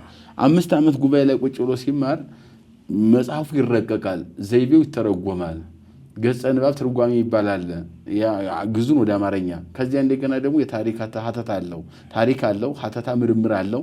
ያ ሁሉ ይረቀቃል። ከዚያ በኋላ ዘይቤው እንደገና ካልተጣጣመ የማጣጣም ሂደት አለ፣ ተጣጥሞ ይተረጎማል። ሚስጥሩና አረፍተ ነገሩ አብሮ ይሄዳል አይሄድም? ንባቡና ገጸ ንባቡና ትርጉሙ አብሮ ይሄዳል አይሄድም? ያ ሁሉ እየተስተካከለ እየተሞረደ ሁሉም ነገር ጥንቅቅ ባለ ሁኔታ እየተረቀቀ ነው የሚሄደው። በዚህ መካከል ወጣ ያለ ጥያቄ ተማሪ ሊጠይቅ ይችላል። መምሩም እለቱን ይመልሰው ከሆነ ይመልሳል፣ የማይመለስ ከሆነ ደግሞ መጻሕፍት አይተን እንንጣ ብሏል። መጻሕፍት እናንተ ማየታችሁ እኛም አይተን እንጣ ይባላል። ከዚያ መጻሕፍት አይቶ ይመጣ መጻሕፍት አይቶ መጥቶ ክርክር ካነሳ አይ እንግዲህ መጻሕፍት በዚህ ልክ ብለውታል ከዚህ ውጭ ያለው ለመንፈስ ቅዱስ እንተው ነው የሚባለው የመንፈስ ቅዱስ እንተው ነው የሚባለው እንጂ ዝም ብሎ እዚህ ላይ እንደው በቤታችን እንዲያለ ቁሳቁስ ነገር ዛሬ ወስኘው ዛሬ ይሄን ፈልጨው ይሄን ቆርጨው ብሎ አይታለፍም ለእግዚአብሔር መንፈስ ቅዱስ የሚተዋለ ከመምህራን ተገንቶ በመምህራን ልክ የሚመለስ አለ ተማሪ በራሱ ልክ የሚያውቀው አለ ከመምህርና ከተማሪ ያለፈውን መጻሕፍት ይመልሱታል ከመጻሕፍት ያለፈው ለመንፈስ ቅዱስ ይተዋል እና ትውልዱ ያልተረዳው አንዱ ነገር ይሄ ነው ስለዚህ ስለመቤታችን እሷም እኮ ሁሉም ነገር በልቧ ተጠብቀው ነበር ማለት ገብርኤልም የማያውቀው ሚካኤልም የማያውቀው እረኞቹም ከቤተልሔም መተው ከመስገድና ከማየት ያለፈ የማያውቁት ሚስጥር አለ ሌላው ሰባ ሰገል መተው ወርቅጣን ከርቤ ገብረው ከሄዱ የማያውቁት አለ ሐዋርያት ዋሉ አደብሩ አብረው ተማሩ ለዓለም ሁሉ አዋጅ ነጋሪ አድርጎ ሹማቸው ሄደ የማያውቁት አለ እነኚህ ሁሉ ፍጡራን የማያውቁት ድንግል ማርያም የምታውቀው ረቂቅ ሚስጥር በውስጡ አለ ማለት ነው ስለዚህ እሷን አጀንዳ አድርጎ መከራከር በራሱ በደል ነው አጀንዳ እሷ አጀንዳ ዝም ብሎ ማንንም እንትን ተነስቶ አጀንዳ እሷ ላይ ቀርጾ ጥያቄ ምልክት ውስጥ እሷን አስገብቶ መናገር በዚህ ዙሪያ ላይ ከላይ ከታይ አድርጎ ስሟን ጠርቶ መከራከር በራሱ ከዚህ የበለጠ ለትውልድ ውድቀት የለም የከሸፈ ትውልድ ነው የሚሆነው ልክና መጠኑ ይሄ ነው ድንግል ማርያም በቅዱስ ገብርኤል እንዴት ተሰበከች እንዴት አይነት ሰላም ከዚያ በኋላ ወደ ኤልሳቤጥ ሷ ተነስታ አክስቴ ኤልሳቤጥ ከጸነሰችማ ሰላም ታላቅርብላ ወደዚያ ደጋውን ሄደች በደጋው ሀገር ይሄ እንደው ጮቄውን ብለውታል ውሃማ ረግረጋማ የሆነውን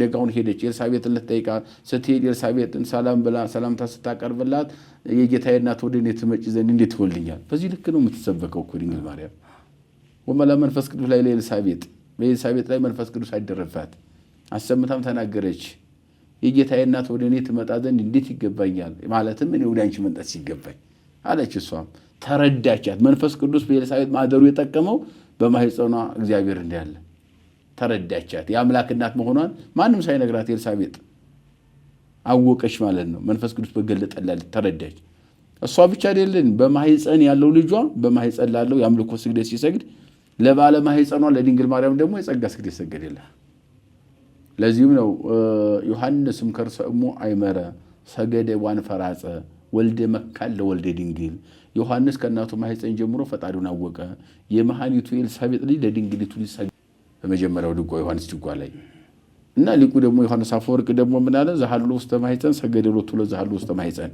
በማህፀን ያለው በማህፀን ላለው ሰገደለት ነው ስግደት በሁለት ወገን ነው ለድንግል ማርያም የጸጋ ስግደት ሲሰግድ በማህፀኗ ላይ አምልኮ ስግደት ሰግዷል ዮሐንስ ግን ሁለቱም ያሉት ማህፀን ውስጥ ነው ዮሐንስ ማህፀን ውስጥ ነው ያለው ክርስቶስ ማህፀን ውስጥ ነው ያለው አዎ እና በዚህ ልክ